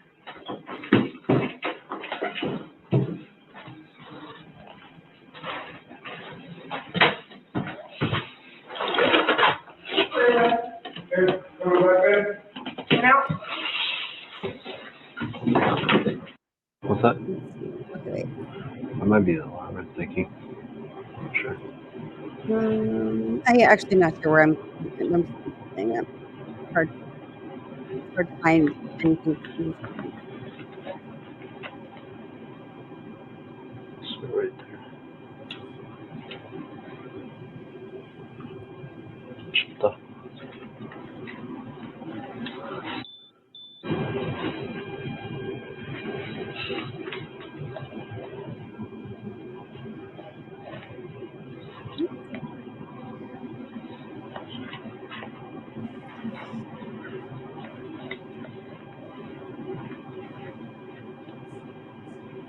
So what I'm getting at here is, I know last time we watched this together during a live stream, some people were pointing out at different points, and I went back and watched this in its entirety a few times because I told y'all I don't like watching it without you. It scares me to watch it by myself, but I got brave and I did it. Not when it's dark out though.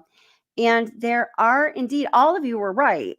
I think the conversation was, it was kind of like, oh, this person thinks that you can see these lights flickering at a certain time in the video. I remember Anaphylaxis said, it could be, something having to do, with the light on the gun, and like all of these things are certainly possibilities, and we can account for those, light sources. But I counted on 4 different occasions, separate occasions in this video in different places, but all near the kitchen, the dining room, more towards the dining room than in the kitchen. There are flashing of lights that, I watched and tried to determine what the source was. Whoops. And I absolutely couldn't figure it out. So I just want you guys to kind of watch for that. See if you see any of that. If you do, just note the timestamp for a couple minutes here, okay? You're part of my research.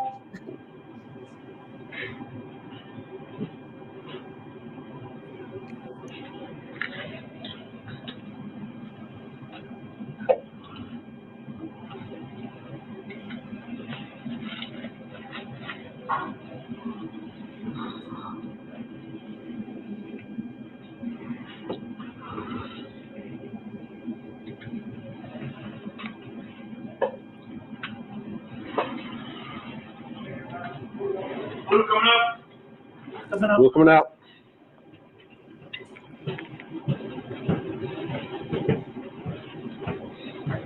Coming out. Coming out.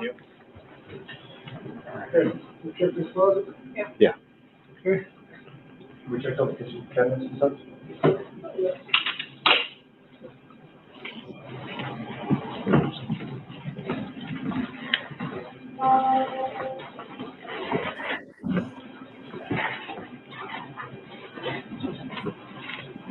I'm gonna check the top, see if there's a back.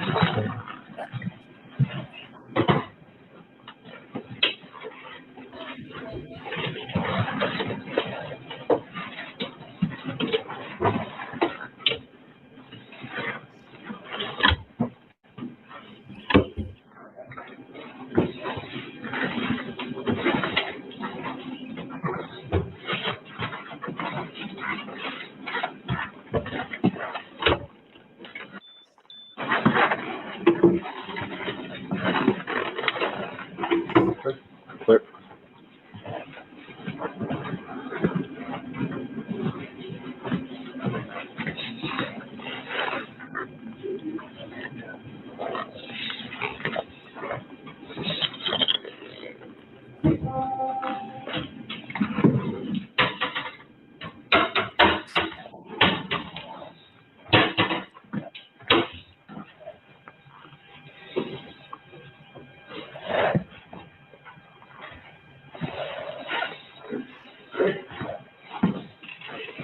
Coming out to you, Kate.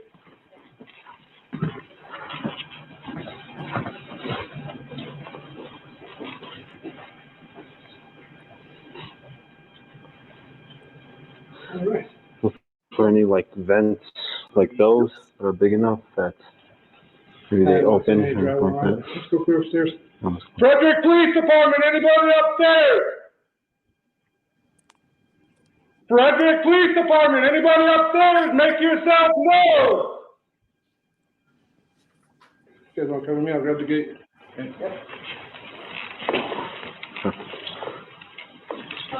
I'll hold down here.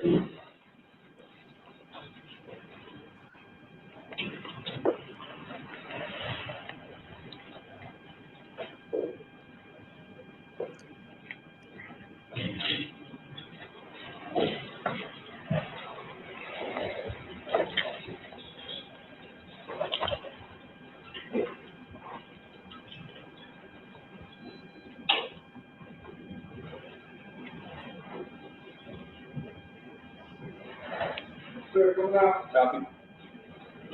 Come to your eyes, come after. Go. Yes.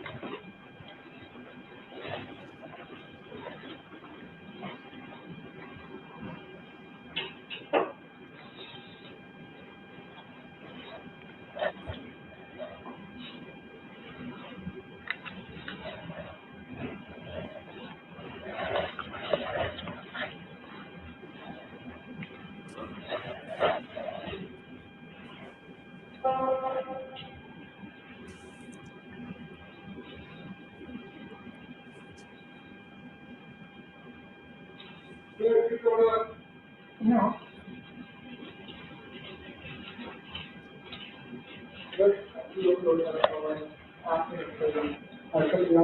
Hey. You good? One.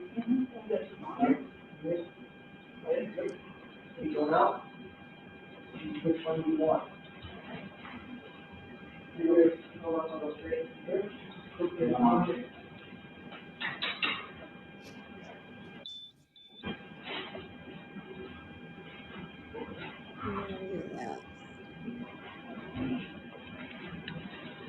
Hey, coming up. Yeah.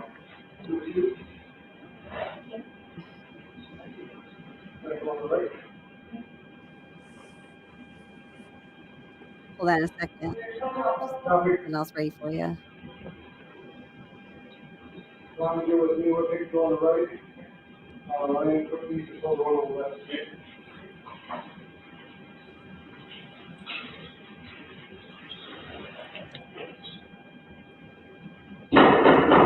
Brother Police Department, anyone in there? Brother Police Department, make yourself known!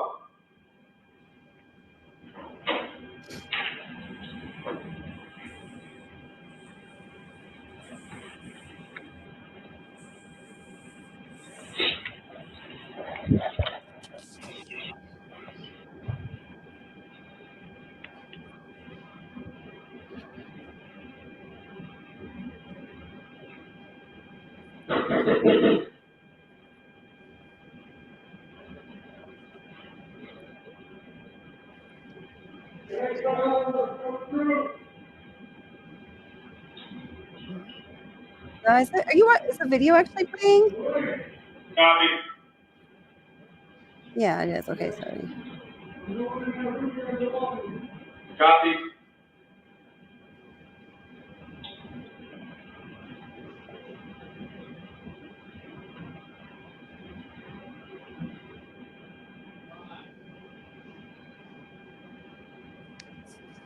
Okay, so I'm going to end that. Did anyone catch any timestamps with any interesting, unexplained light events that you may have observed? If you did, could you please put it in chat?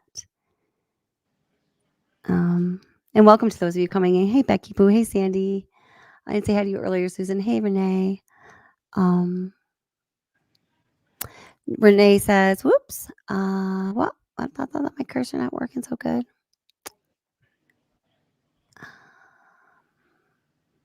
Where'd you go, Renee? Okay. Whoop. Renee, walk away. Perhaps because people always disagree on what's seen during this footage, and it's worth seeing more than once. It's just so disturbing.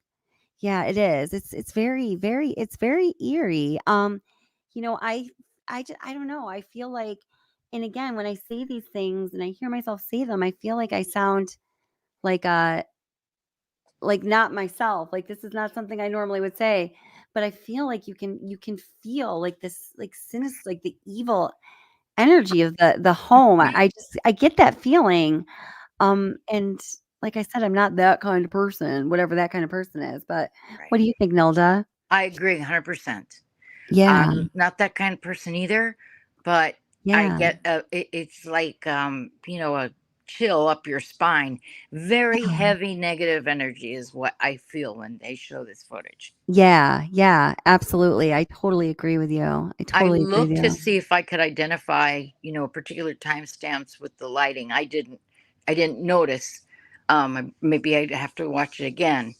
Yeah, it took me. That's why I ended up watching it several times. I'm like, I hate watching this, and I keep watching Yeah. it. Whoops. But you I'm did trying to catch a nail it. couple, Yeah. huh? Yeah. And we'll talk more about that in detail. Didn't have that prepared tonight, but again, I just wanted Okay. you guys are always so helpful in, helping me spot things and put things Sure. together.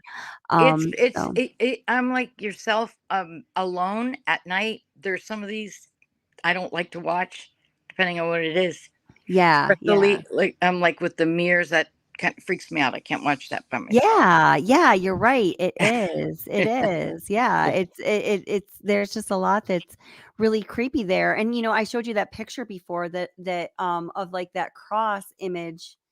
Oh yes. Oh, the Yeah. curtains in the kitchen. And it's the same location. It's just strange. There's just Amazing. so much I was trying to figure strangeness. out how that could have happened. I'm like, okay, let's see if they were open this way, but I had nothing to explain what do you call it? I guess the parallel part of like the cross. That made no Right. sense. Yeah.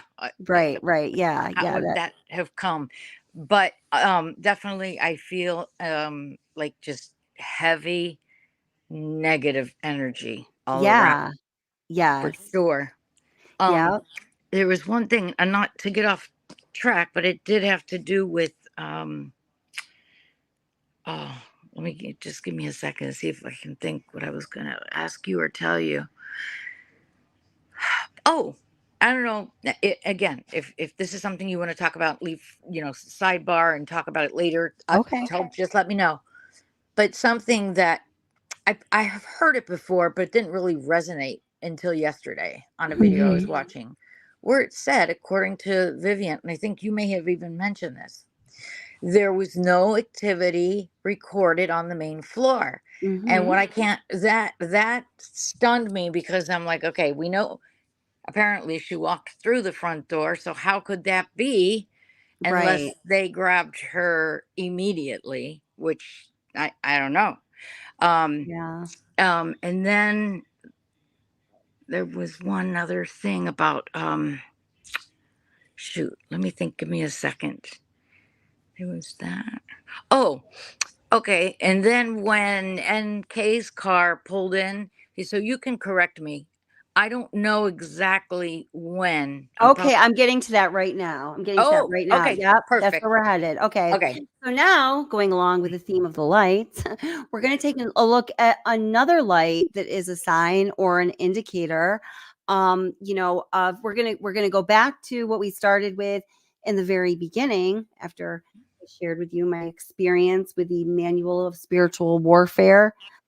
Still really like shaken by this whole thing, but going back to the beginning when we were watching Chris Watts watching Nate's security camera footage as Officer Coonrod watched him through his body cam. There's a lot of watching going on here, lots of observation. Hopefully we're all good observers. And that commercial for American Horror Story comes on with a fetus, just absolutely insane event that happened, that was in my mind, definitely a sign. What I'm saying here with this, with the various, with the theme of the lights, it's a theme, and to me, the significance of it is a sign or a message, that is beyond, this physical world that we believe we have a very good understanding of. So we're going to go back to that when they see the fetus. Then we're going to watch for about another minute and a half after that too, because, some very interesting things happen having to do with lights, and we'll bring our girl, Nichol Kessinger, back into the discussion because she probably feels left out tonight. Hi, Nikki, honey. How you doing? I love it. Oh no, I'm gonna keep calling you Nikki. I don't care what your new name is. And no, Zawoki, and no one else knows it. I know no one knows it. You don't know the number of people that like, and That's some of you great. are here right now, and I love y'all, but I get text messages, emails, carrier pigeons with the message, Zawoki knows Nichol Kessinger's real name and all these other details, but he can't tell anyone. Oh no. Come No, on. he doesn't. We love you, Zawoki, but come on. No. Okay. Let's be real. It's good. All right. Okay. Yeah. Anyway, moving on. There's more I want to say, but I'm not going to. Okay. So we're going to press play here, and yeah. Oops. Real quick, do you want us? Oh. We're just watching it together, but is there something you want us to focus on in particular? No, I'm gonna point everything. I'll walk you right Okay. through this. Yep. Okay.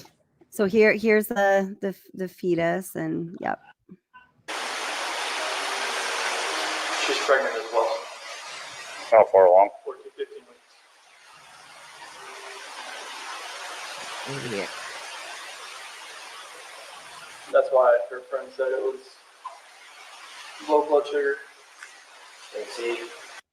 Okay, so just as Chris Watts is announcing, prompted by that remarkable commercial with extraordinary multiple and tight parallels to the horrible atrocity that just happened that he committed, or at least had a large part in, because I think there was others with parts, that prompted him to talk about Shanann, to talk about the baby, to talk about Nico, to talk about the pregnancy. He's looking down at the phone. Remember, right at about this very same time, we know he's texting with Nichol Kessinger, and it's that conversation about, oh my God, they would absolutely freak out, that she, in her final interview, explains to Kobach is about, these unicorn lucky charms, and all that.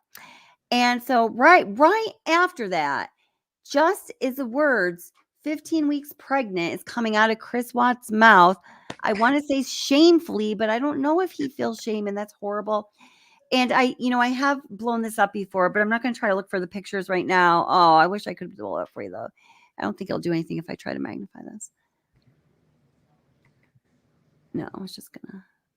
Well, maybe it will if I scroll. Let's see.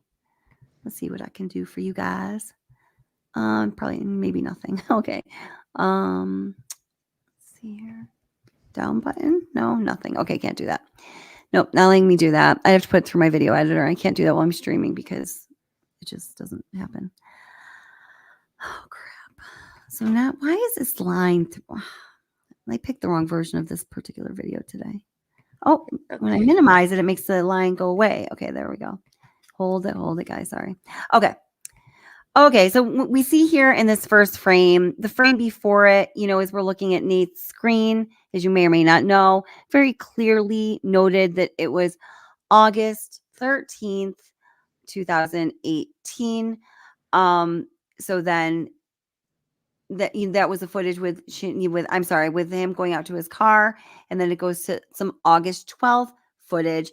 This is the frame that is next to the footage that starts at 5:15 a.m. when somebody walks out of the garage, and then Chris walks out of the garage, and we see him pulling his truck, backing his truck in and loading it. This is the event captured on, what I'm saying is this is the event that is captured on Nate's security camera that is right next door to, the backing in of the truck.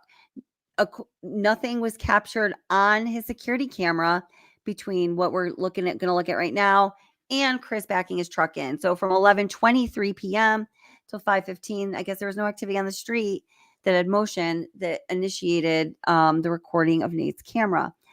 So what we're looking at here is the still frame that's right next to Chris as he's looking down. It says 11:23 p.m. and it is headlights coming from the direction of the Watts home that turns on the security camera. So 11:23. Could somebody write 11:23 p.m. in chat just so we can refer back to it? So that's 11:23. So now I just want us to now look at the discovery so we can say, okay, well, the discovery is rather detailed. Is regarding what Chris is doing, kind of, sort of, that night, because it was right before the murder. So let's see what he's up to. What's everybody up to at 11:23 p.m. on the evening of August 12th? Dun, dun, dun. Switching gears. Talking about light sending signs. This might be another one. Does someone write the 11:23 down? Yeah, thank you. Okay. Here, let's see. 11:23. Yep, a bunch of people did. Cool. Thanks, guys. You're awesome. Let's see. We might disappear for a second, Elda, because I just want everyone to be able to see this, because it's really important. Absolutely. So Nilda and I are still really here. You just can't see us or our avatar. People are saying your skin looks really great, Nilda. I agree. Really? Yeah. Oh, that you makes me look feel good. fantastic. I didn't even put on my You look cream yet. You look like a fresh avocado, and that's a compliment God bless coming you for from me. saying that. Thank you, guys. Yeah. That's so sweet. Yeah, no, you look good. Thank you. That's so sweet. Truth. Let's see. I love whenever I try to magnify, I lose my spot, but that's okay. It's right here. Okay, so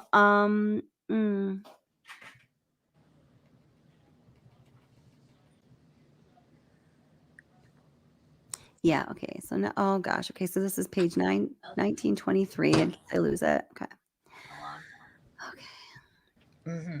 All right. So we have, the 111-minute phone call is not noted on the discovery.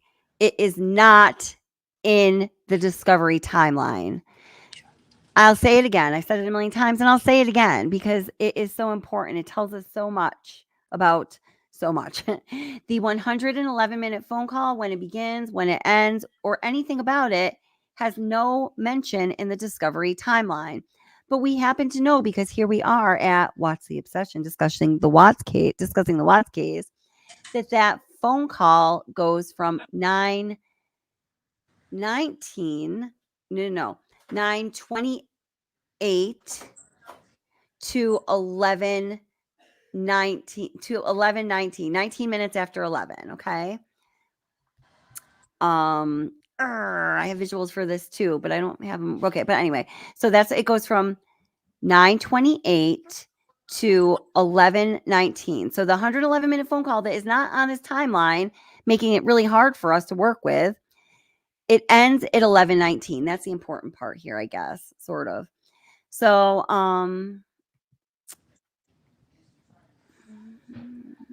yeah. Okay. So, is this the right day? Jesus, Kelly. Okay. So at 9:29, literally 1 minute after Chris and Kessinger got on the phone. So that's kind of ironic, right?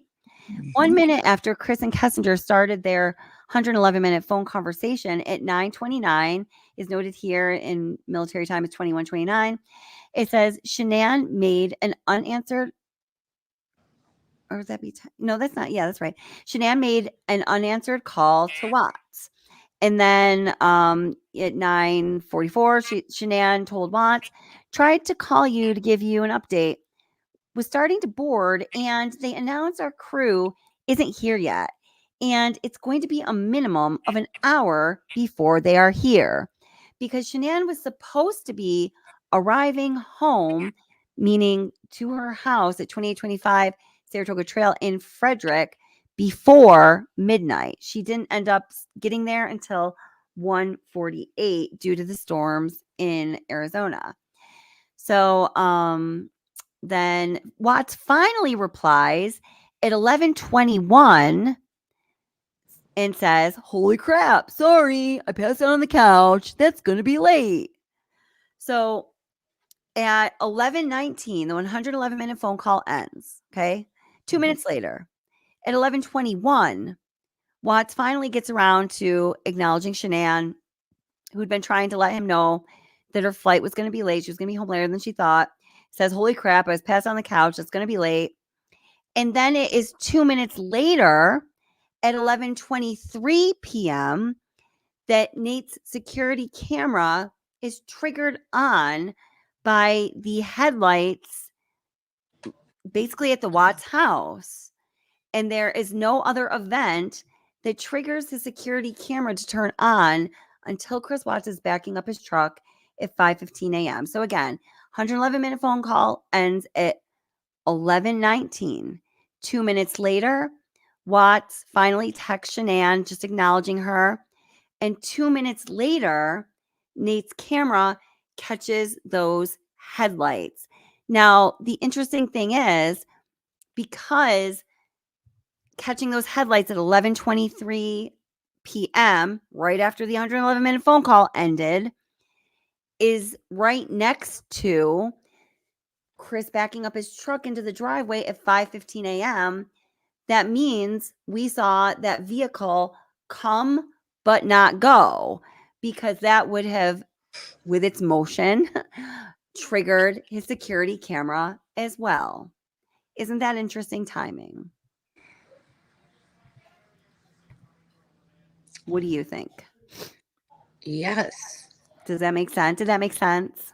Yeah, it does. And I apologize if we've touched on this before, but one of my thoughts were that on the street, like between, I don't know exactly where, if it was, where it was by the driveway, but I would say turning left out of the driveway from the Watts house and before Betty's house, where there's that bush. I was thinking just yesterday that I'm like, did they get away with, was there a car that prompted Nate's camera footage to come on?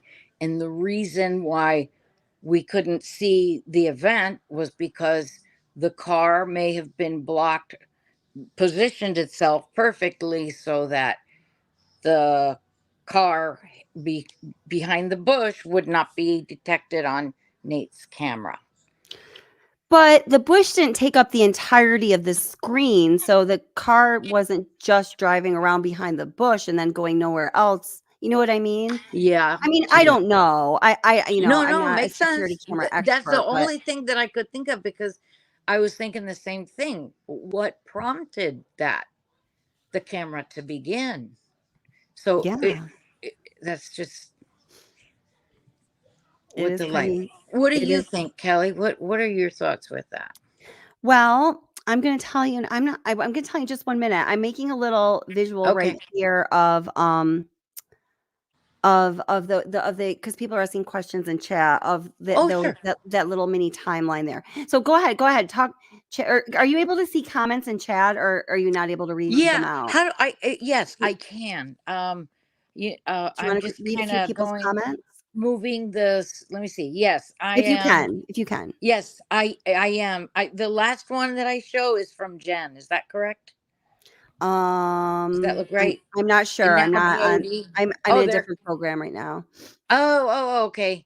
Okay, I see the last one that I see is Doc says, how can two people forget a 2-hour phone call? Right.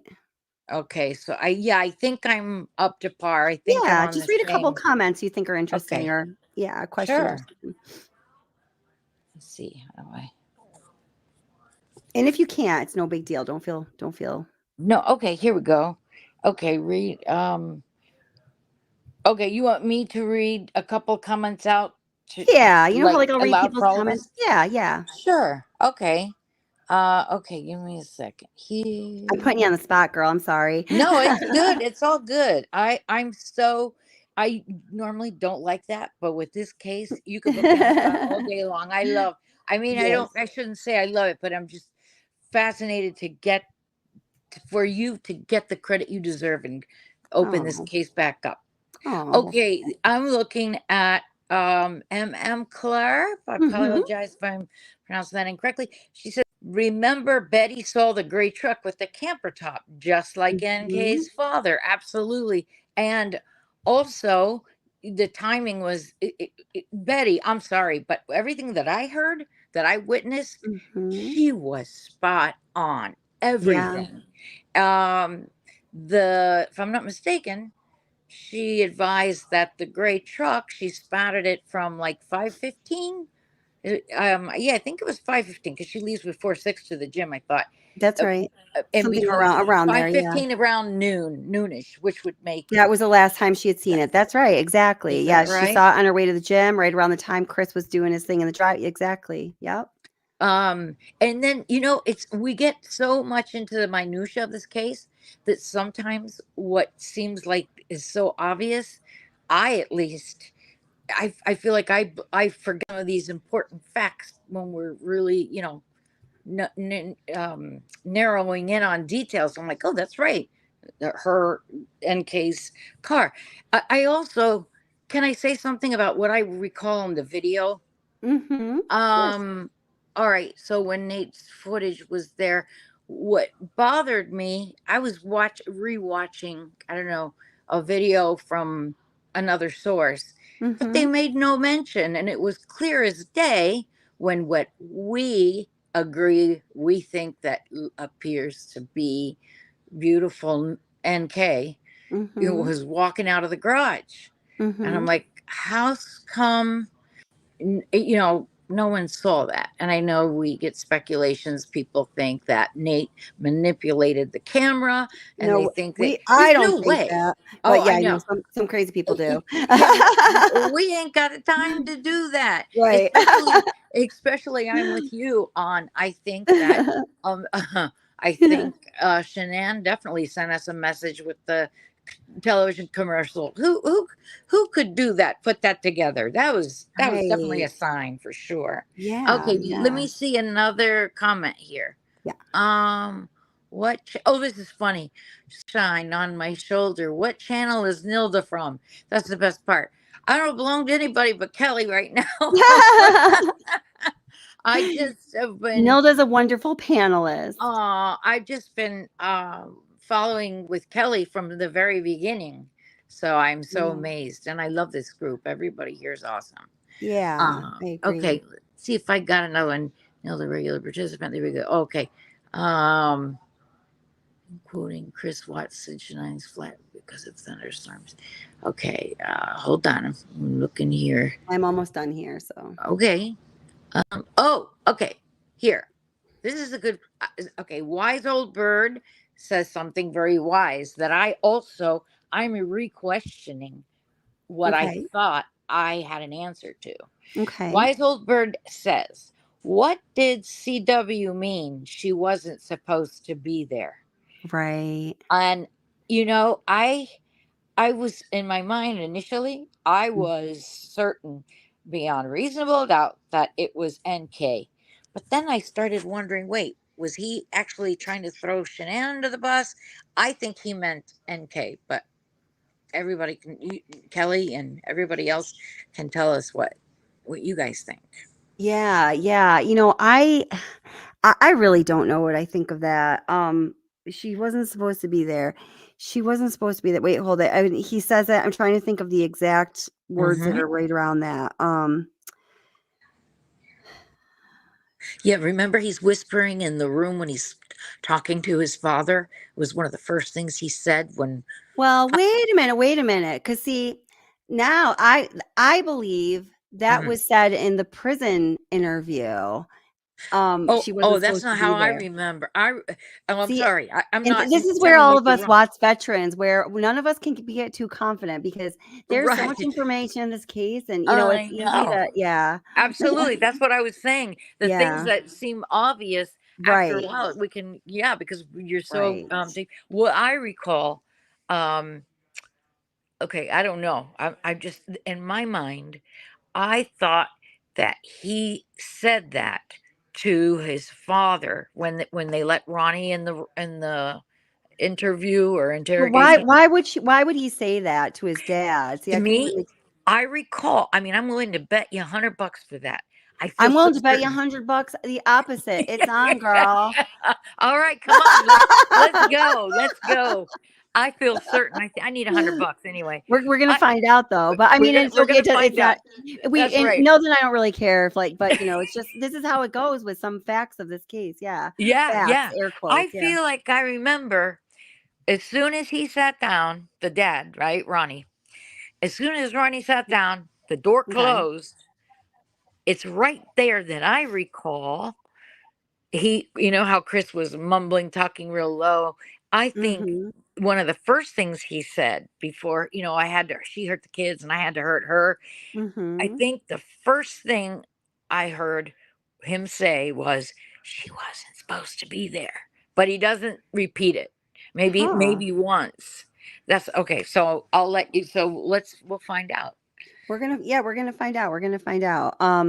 Yeah, we are gonna find out. If anyone else in chat has a thought about that, let us know. Let us know. And if you want to throw in a wager too, maybe somebody can get rich. No, I'm just kidding. Yeah, right. Kelly's confident. Oh All gosh. right. I better get my wallet out to pay you. I don't know. I like it's one of those things. There's some things that there's some things that I have made sure so many times over that I know that is a fact beyond a shadow of a doubt and all refute because it's really important. And Yes. and I will say that. But there are some things where I could be, especially late at night when we're having these discussions, which it is for me. I could be wrong. Let me just go over back to this super quick. So it was this was a little I just need visuals. I'm sorry, 11:19, the 111-minute phone call between Chris and Nichol Kessinger ended. During that phone call, she was trying to get hold of Chris, letting her know the flight was delayed. And, during that whole phone call, there's no record of him, having communication with her. I have a feeling he didn't even know it was coming in unless he was keeping an eye to see when she was going to be home. We don't know, but it looks like there's no communication back to her. So finally, right after he gets off the phone with Skanky Empanada at 11:21, he finally gets around to texting his pregnant wife back to acknowledge her existence. And it's like, oh, damn, that's going to be late. Sorry, I fell asleep on the couch. No, you did not. But okay, we know you're a liar. I don't mean to interrupt you, but can I point out a comment that Liz Thomas made that is exactly right where you're talking about? Sure. Okay. So I'm interjecting, not interrupting. I apologize. Yeah, that's all right. She says, so are we thinking NK triggered the camera and was talking on the phone with Chris? That's an excellent point. And I never thought about that. Both things at the same time. Yeah, huh. Yeah.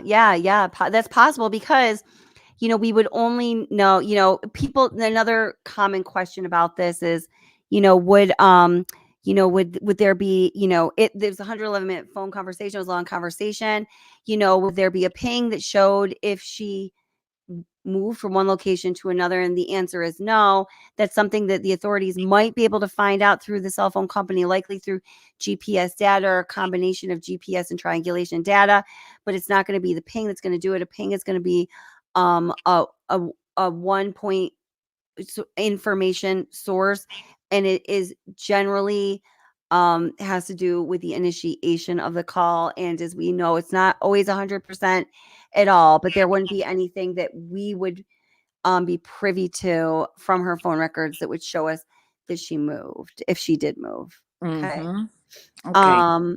And oh my God, the Richard Allen case. I was like, after I was listening to what happened in that today, I was like, that would have made a really good, like, haunted Halloween live stream as well.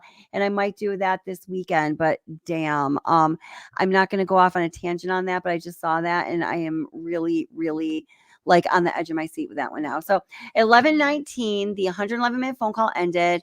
Right after, 2 minutes later at 11:21, Chris texts Shanann finally. 2 minutes later at 11:23, headlights trigger need security camera footage. And something important about this is it is not triggered again when that car passes back by. If it did, or, could have done a number of things, but we just know that the next thing that Nate's security camera picks up is Chris Watts backing his truck into his own driveway at 5:15 a.m. Right. And I know all of that to be true. And I don't know. And, and fleshing out the rest of it, I hope someday it happens. And that truth is revealed to us, because I think it is going to be so extremely relevant and inextricable from this tragedy that happened and how it played out. But we don't know any of that yet. Right. We will. Do you think, well, I mean, logically, unless that's something within the supernatural, it seems to me then to conclude that somebody's holding back on that evidence, because you know what I mean? You something has to physically trigger the camera footage.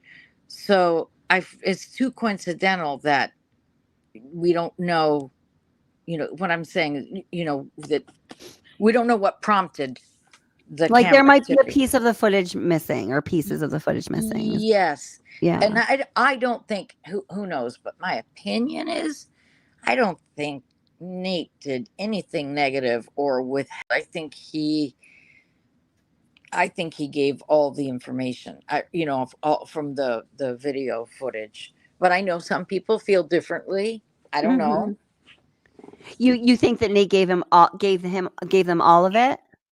Is that what you just said, or what did you just say? I'm sorry. Yeah, no, you got it. I think that he was forthcoming. Yes, I think so too. Yeah, yep. Yeah. And exactly. He was forthcoming. Yep. Yes. Let's see. Oh, Doc is agreeing with you. He said, yes, I see that. It was in the interrogation when Tammy and Coder stepped out to give them a minute to be done. So I need everyone to drop a super chat, because I might owe Nelda $100. I'm just kidding.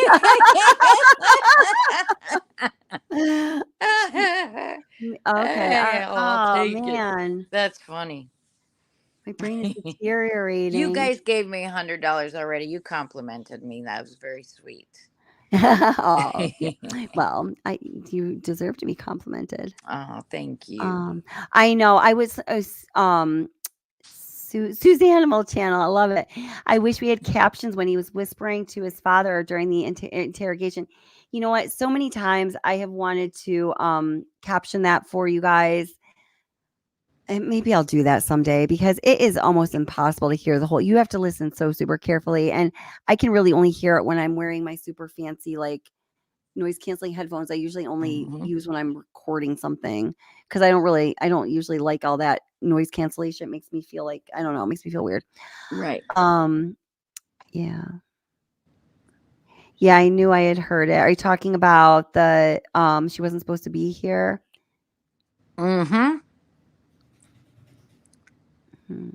Yep. For sure it was with the father. She wasn't supposed to be there. Oh man.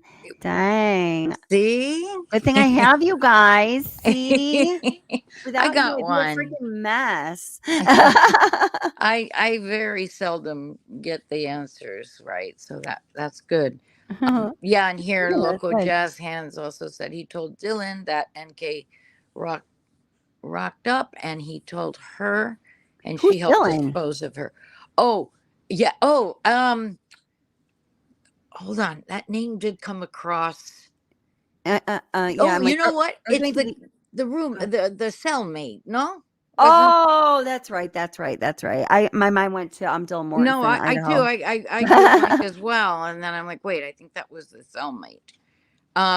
So he says, Local Jazz Hand says he, meaning Chris, told Dylan that NK rocked up and he told her and she helped dispose of her. I think he meant NK wasn't meant to be there.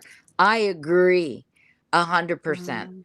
I think Chris was saying to his father, it was evident to me anyway, in my opinion, it was very evident when Chris was alone with his father in the interrogation room that he whispered right away about NK, that she wasn't meant to be there. Like I went back and forth with not certain, but I think that's exactly what he said. And that's when I realized that the father knew about the affair because of, the way he talked so casually about it.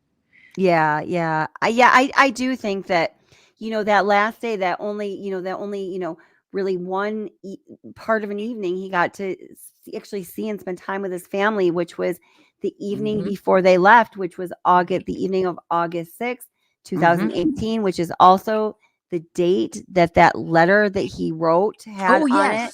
Yes. Saying if anything happens to me, or if anything happens to me, just like, no, I would never, I can't remember. Oh my God. It said I'm something really I would tired. harm myself or I my would, children. yeah. Look, please Yeah. investigate my wife. Exactly. Thank you. So yeah, so it was, I think that, and his sister says, I just wish we could be back on the porch at Mom's house. Something very significant. The family really bonded in that short time they had together. And, I definitely think that is information that was shared. Oh, absolutely. And then I don't want to go off the subject. I just want to add to that thought. Go ahead. And then it just really bothered me when I watched this week, rewatched one of the videos where I'm not sure if it was the brother, Shanann's brother, or Frankie Jr., the mom or dad, but I think it was the mother that said, please stay. And supposedly, Shanann said, Sandy wanted her to stay. Yes. Yeah. And she said, Shanann said, oh, no, we need to go because he has good insurance over there.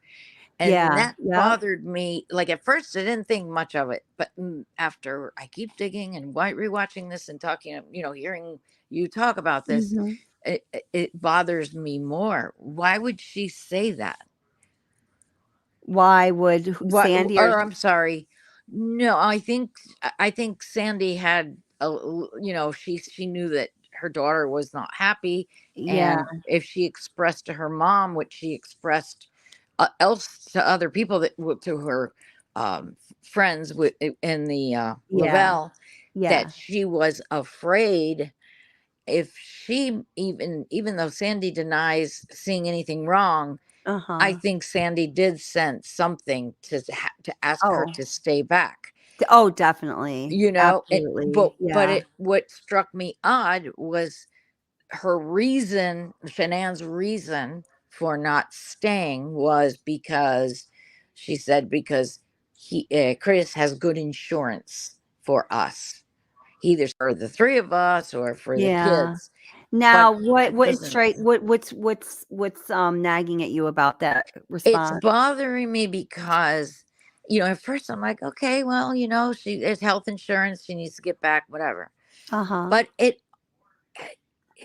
something just doesn't feel right now about that because, okay, we admit he has insurance, and when things happen, God forbid, we get sick when we're traveling, you call your insurance company and let them know, hey, I'm in an emergency situation, I need to see a doctor, and they help you, stay within a reasonable amount in the network or out of network. Sure. But that doesn't mean, like, I don't understand why Shanann couldn't have said, yeah, you know what? We have good insurance at home. We need to get moving.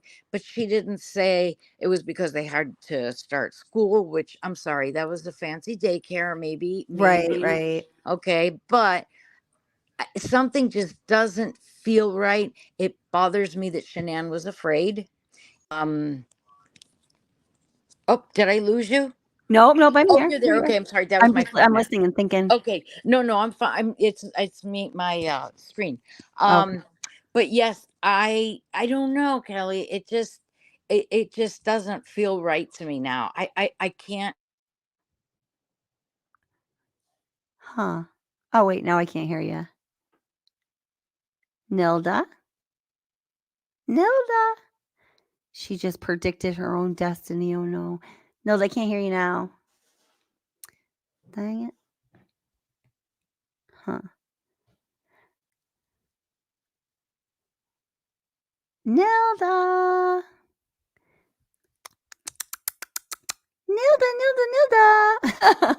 All right, she'll come back. I can't hear you, just so you know. So if you can hear me, that's what's going on. Oh yeah, my God. Also the Wade Wilson case. Oh my God, all that too. And freaking, oh my God. I know. There's so many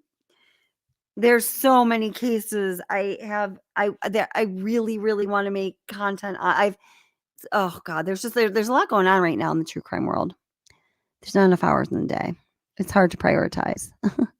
And when it comes down to it, and I just am indecisive, unfortunately or fortunately, it's easiest for me, I guess, to, or not. Yeah, well, it is.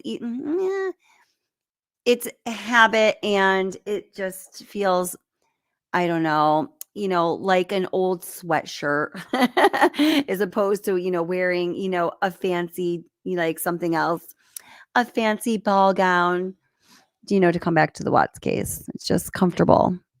I know we're going to have a good discussion about it. I know we can get deep into it. It's not, but anyway. Where is Nelda? Okay, there she is. Okay. So she felt uncomfortable about that comment. Okay. So shit. Where was I going? It's getting late. I'm getting tired. We've been on this for 2.5 hours. I never cover everything I want to cover. Sorry, I got verbally assaulted in chat earlier, Sunshine, on my shoulder. I hate it when that happens. It happens to me sometimes too. Oh God. I don't think I every day that passes, I have stronger belief in Richard Allen's potential innocence, I guess is how I want to say that. Yeah.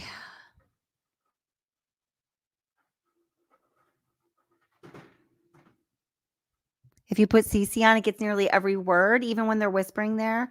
Well, here's the link again. You know what? Let's just listen to that. We'll settle our $100 bet. And then let's see. I'll put the, in case Nils does want to come back up. And I'd invite others up, but I really do have to get going soon because I have not had enough sleep this week. And I have a busy morning tomorrow at work. So I can become very undisciplined with ending these live streams because I love chatting with you guys.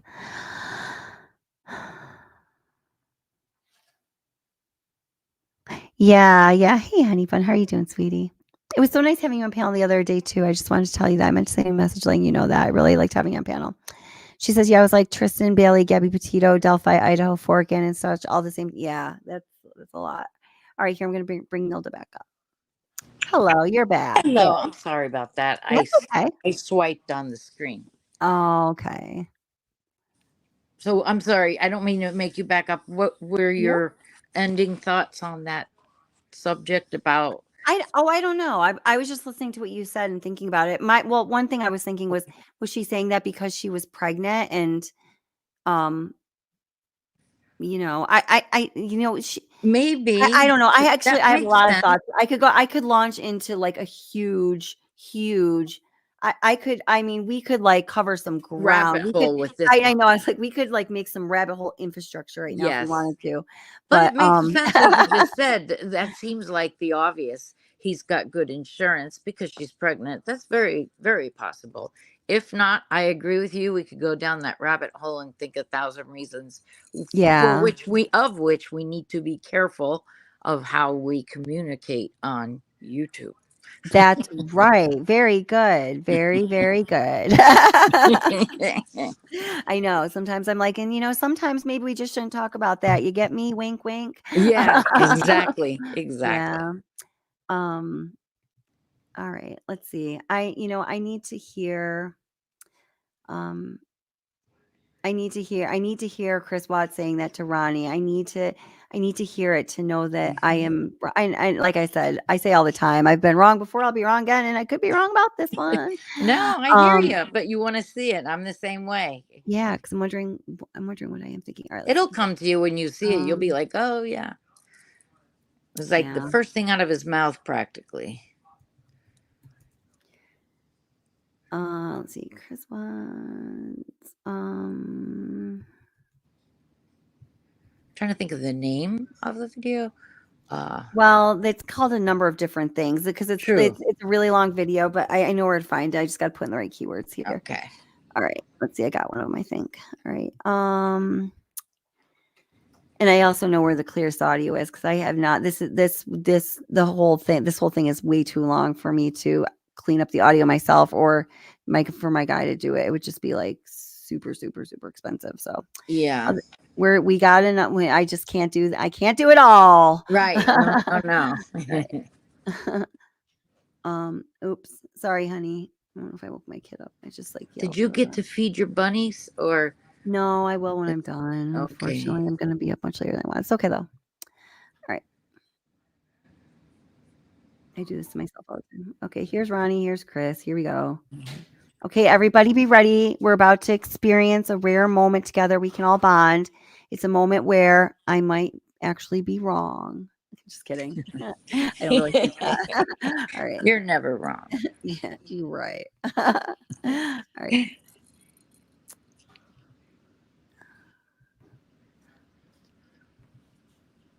There we go.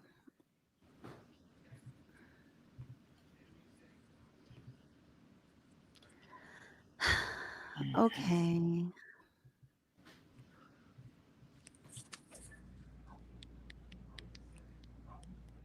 Better not stab me back, Chris, and say she wasn't supposed to be there to your dad right now. Yeah. Just kidding. Come on, man. That clock. This isn't when he's eating pizza, is it? No. No. It's right after his dad leaves, I think. Maybe I'm wrong about that too. I don't know when he eats pizza. I can't pay attention to stuff like that. Just kidding. Okay, here. So weird though. Yeah, he walked in rather quickly. Yeah. Well, no, maybe not, because he was looking at his phone maybe before his dad got there, but they brought him in pretty quickly. I don't remember him when he was waiting on his dad, waiting so long.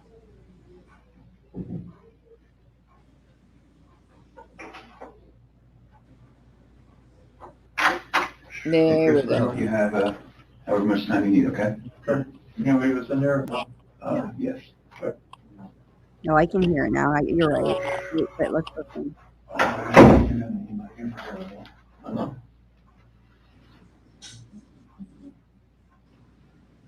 Tell us no wrong anything or it's polygraph. Failed it. Yeah, because there's too much emotions. So I mean, they're not gonna let me go.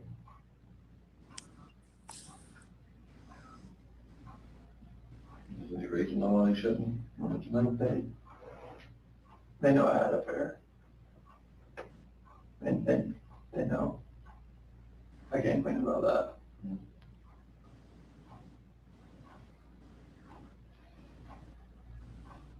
Anybody had an affair? Anything else you want to tell me? What's going on? Or what happened or anything? Or you know anything about it? We had that conversation that morning.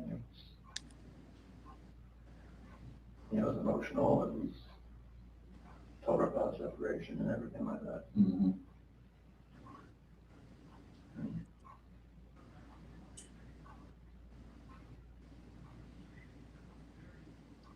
What happened after that? I went downstairs and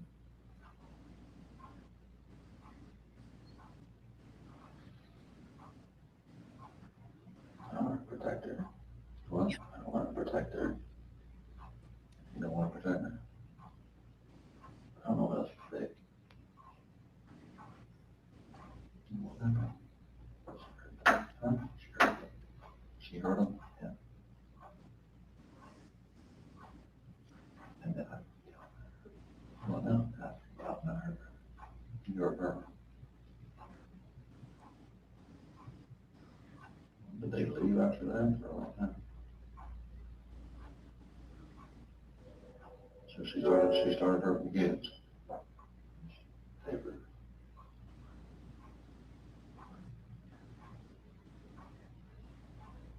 probably because what happened.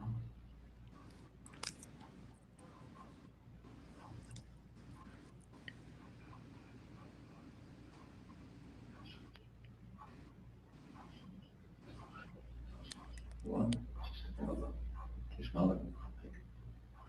I choked on it. I didn't hear anything.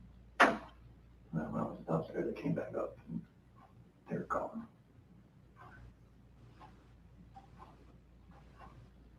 I haven't heard it yet. I'm gonna let Me neither. I'm talking to her about that. Maybe mom's gonna go shopping tomorrow. I'm $100. Kidding.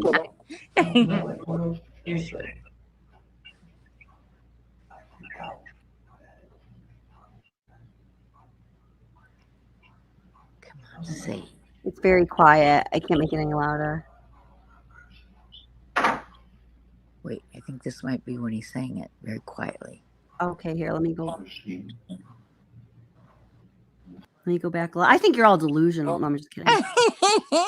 All right. Okay. Let's get really quiet again. My head is like right next to my speaker here. Okay. All right. Let's go with headphones in. Oops. One, she smelled it. I choked on it. I didn't hear anything. When I was downstairs, they came back up and they were gone.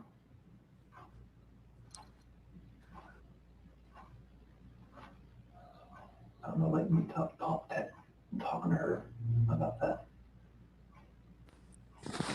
Talking to her about separation and everything, about making she lost it. I don't know what else to say, but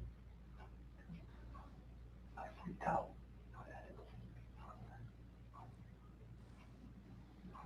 Those are my kids.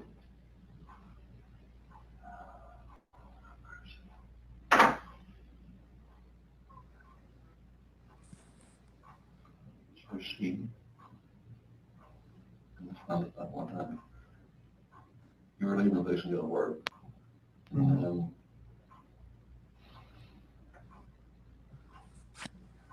Guys, I've been trying to. It says captions are unavailable for this video. Like if I could probably pop it in my sound editor and sharpen up the sound quality a little bit, and they might, but this is not going to do it. So I've been trying. She freaked out over the separation and everything. I don't think it was, she laid back down, but that's when I went downstairs, but I heard like a little commotion upstairs, but I didn't think anything of it. Mm-hmm. And then we went back upstairs and she was never, I could see like she was not choking her for did she kill him? They're blue. Both of them. Yeah. She choked both of them at that. I freaked out in the same thing.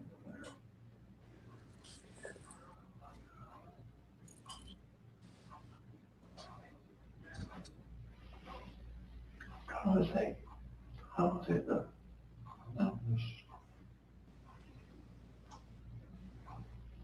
Right there, you said? Right there is about where, yeah, I think. Where? Okay, no. He said, okay, if he does say it here, he says it another time where he really says it out too. But here, let's listen. I'll Okay. just go back a minute and I'm like, say it, you son of a bitch. I'm like, yeah, Chris, don't say it. You're finally doing something right. We are. That's so funny. Just kidding. Let's see. All right, here we go. Let's see. Lost it in the choker. That's great. I'm glad.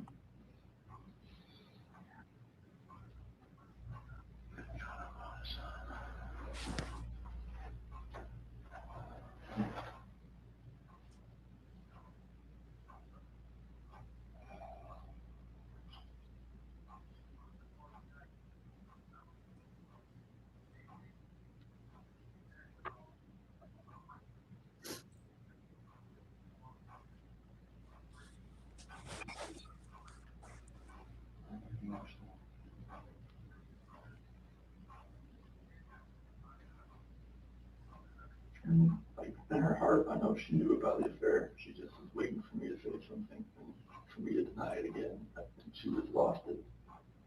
That's when she went off and told her about it. That's when the crying like happened. And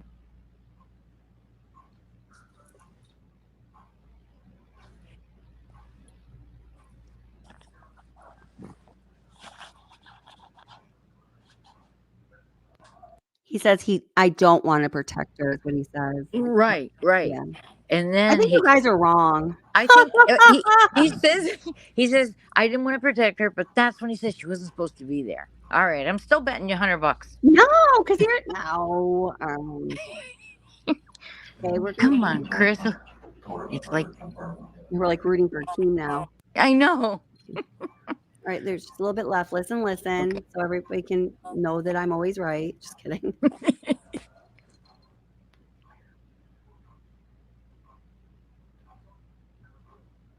She wasn't supposed to be there.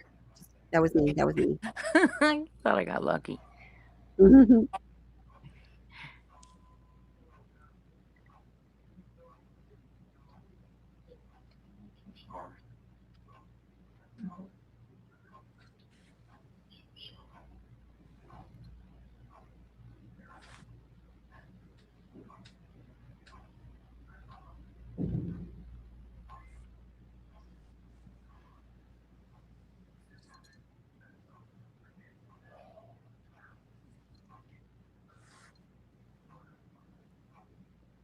Oh.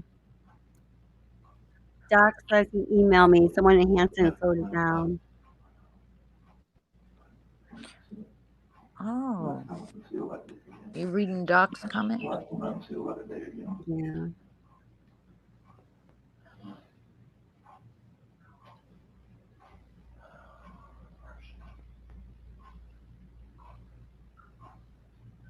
Well, she does say it then in that way that you're describing. He also just says it outright, where you don't have to enhance it at some point too.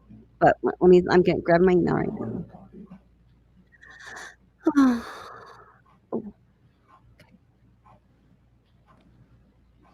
she lost a little separation. And let you know the affair was going on, but we just profusely denying it.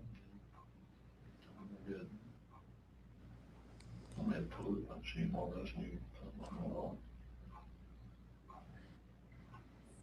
She mentioned he'll work for children.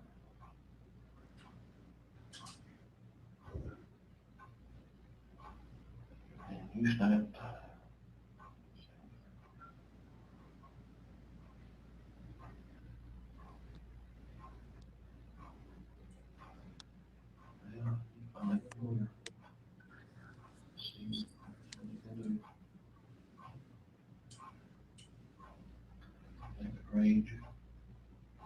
I don't have your email. Did you email it to?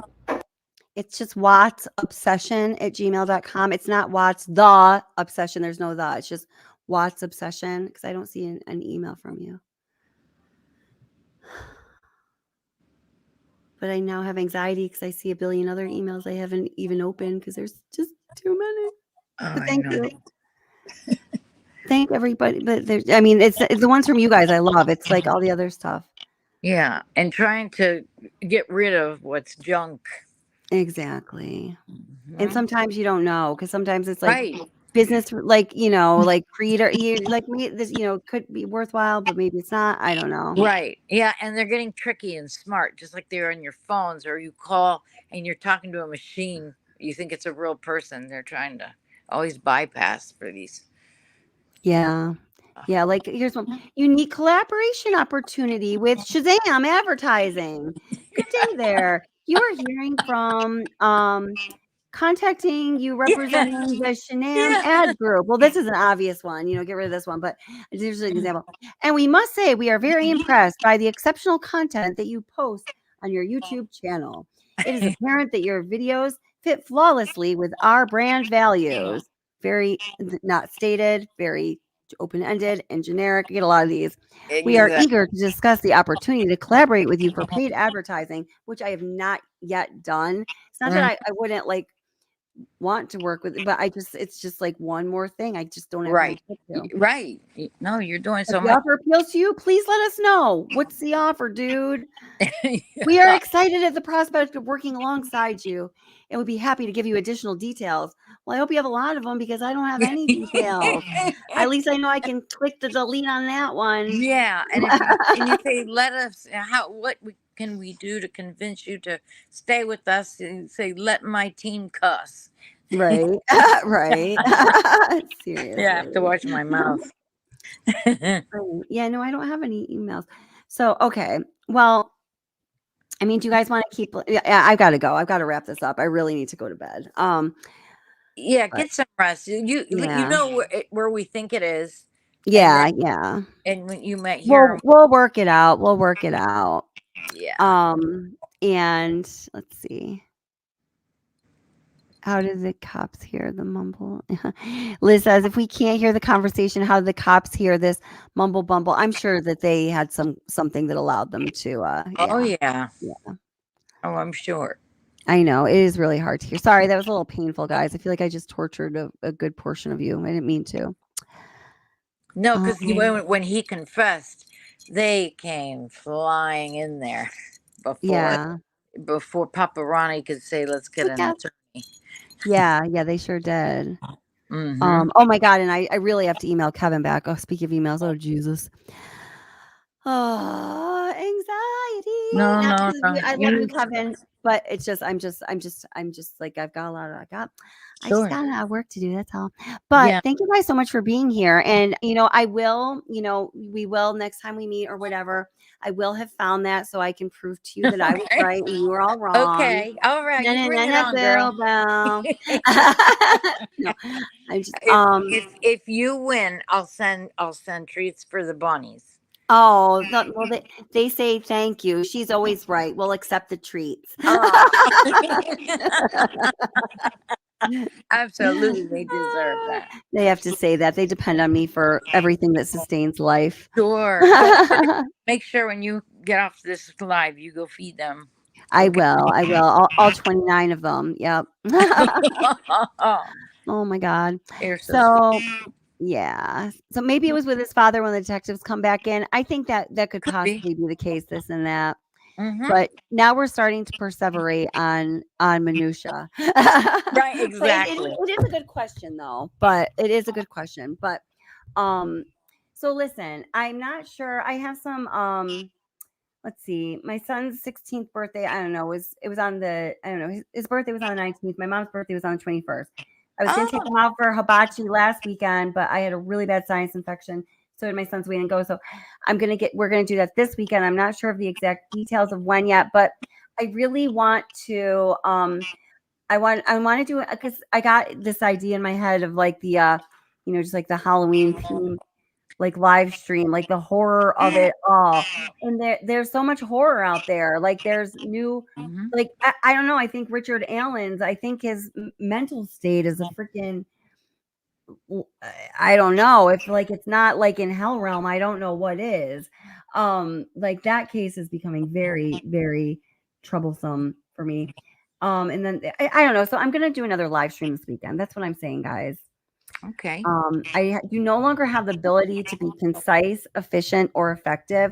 So I am going to have to go, but I will be doing another live stream this weekend. And also, I will either be dropping a Delphi video that I've been working on or a Wayne Wilson video. Whichever one gets to the finish line first is going to be the winner for being going on YouTube first. That sounds That's good. all. Yeah. Thank you so much, Nilda, for coming up. I really like talking to Oh you. my and I gosh, really thank you. Thank you Thank for you. inviting me. I feel honored and I apologize for getting us off track. But Oh no, that's okay. That's you okay. but you and I understand each other. You tell me to get back in the lane and we keep going. Yeah, no, and I know, normally I would just like to, let people talk, but there was a couple of factors at play there too. So Sure. No, I can, got you 100%. I can say more in email to you or something. So yeah. Sure. No, we're good. Thank you for having me. And everybody that's here, I'm going to pray for all of us. Yes, absolutely. Yes, everybody, everybody, yeah. Be good to yourself, keep yourself protected, and just be aware that you deserve all of the good things, the love and light in this life, and none of the bad, evil things that Amen. are out there. So treat yourself well, and I hope everyone else treats you really well too, because you deserve it. Aw. And you do too. Thank you, darling. And your son. I always And think. son. And the bunnies. And the bunnies, of course. I love those bunnies. Oh, awesome. Good. Well, I'm glad you guys were here. Thank you so much. Moderators, you are so amazing. I know you're always really on top of it with all the time, but especially with Watts and especially certain topics. I appreciate you guys so much. Subscribers, members, people that just come here and hang out but aren't either. That's okay. You just, someday hit subscribe, hook a sister up. It's all good. I know what percent of you are. I read my monthly. Well, oh my God, the analytics YouTube puts out is insane. But I do look at that stuff because it's important, because you want to, you have to we make content for the people that watch it, you guys. Right. So yeah, you're important. Okay, cool. All right, I'm gonna go. I'm so bad at goodbye. That's okay. That's a good thing because you care. Yes, I do care. But we want you to get your rest. Yes, and I do too, because yeah, it's getting to the point where I can't even talk anymore. So I love you all. When I'm going to be doing a live stream, I don't know. I usually do an email, I usually do a community post, and then once you put the thumbnail in the description up, it's there for y'all to see. Oh, something I do want to tell you is I just moved 40 or 50 Watts videos to members only. I'm not turning the channel into a geared towards members only channel, trying to make money. That was nothing like that. It is because I had almost 1,000 videos that I have created on this channel or live streams. It's too many. I can't even find my own content. It just is becoming too chaotic and disorganized. The ones that, I know people love to watch and they go back and watch it again, or it has really critical information. I did not make those members only. It's more of the smaller videos, and also ones that ones that I have in the past received a lot of what is it? People have had a lot of controversy, basically, because of what I talked about in the video as it pertains to the family dynamics. We'll leave it at that. I just made those members only because it's good choice. I've been getting a lot of shit again lately, and I don't need it. So that's why. So I just don't want anyone to think that I'm trying to exclude you if you're not a member. That's not it at all. It's just more of an organizational thing. That makes perfect sense. And for the people that are members, I am trying to do, some little extra things too, because I do appreciate that, extra. It definitely does help out the channel. So, but I just want to be very transparent and clear about what's going on with that, so nobody misunderstands. Sure. So, yeah. All right. Good night, guys. I hope to see you again this weekend. And remember, take care of yourself. And I will see you soon. Okay, thank you. Love everybody. And Kelly, a big hug and kiss to you, your son, and the bunnies. Same back at you, and I'll collect my $100 soon. All right. I'm ready for you. I really have to find that now, but that's going to be tomorrow. I know. I know. Mine's a good bed. All right. Take care, guys. Take care, Nilda. Love you. You too. Love you. Okay. See you soon. Bye-bye. Oh, you know what? I can't play any of my music outros or intros anymore. Thanks to same monopoly that we just spoke about. So if you don't, we will end with a little of serenade from Nichol Kessinger herself. The chirping the skanky chirping empanada. It's not even that. It's a cackle. I don't know what kind of sound she makes, but since YouTube will no longer allow me to exercise my music licenses that I have purchased and organized and honored and kept up with, we're going to listen to NK. Take that, YouTube. And I'm sorry for anybody whose ears have an unpleasant experience due to this. Write them a letter, please. And the reason I do this is because it just lets you guys wrap up little conversations and stuff you're having in chat, or big conversations, or whatever you're doing in chat, rather than being abrupt and just taking the opportunity away from you to wrap up a conversation you're having with somebody. Because I love you guys. Here's NK. It's me. You guys just call me back when you have a chance. Hi. Hi. It's me. I miss your face. I was just calling to say hi. Call me back. Thank you so much for coming out here with me, Christopher. I'm having a wonderful time. You mean a lot to me, and I'm glad that you're having a blast. I am so out of breath. Yeah, I'm trying. I'm really trying to help you guys. I need you guys to help me too. Like, yes, we'll ma'am. do this as a team, but just don't. So fucking let me down, the please. reason why we can't, like, I did think about this yesterday, that I would like to sit down with you once we have your text messages and the phone calls, and we can put them in a some type of easily looking, that we can sit down and look at them and compare them, and we can kind of get the context of how everything was going that night. I would like to do that with you. Unfortunately, so the download that we got yesterday is going to take multiple days to be analyzed. I probably won't have it back till next week. And then because you guys did have so many text messages, one of my analysts is working on getting those in order, so we can put something together where we can actually sit down and discuss it. But I do think that's something that I want to do in the near future, sometime probably next week. I mean, I can do that. I don't mind giving you guys my time. I just need you guys to, like, help me with my employer and try to just help me brace for this media thing. I'm with you. We definitely need to accelerate the case, because the more it takes, the less sure that they are of situation. He murdered her. She's out of the picture. You're never going to know if she was pregnant. If he can get away with murder, you're not going to. I got divorced from my wife. You say, do you understand what I'm saying here? If she's gone, but this. Don't lead. Hypothetically, please. Yeah. Don't Hypothetically, lead on.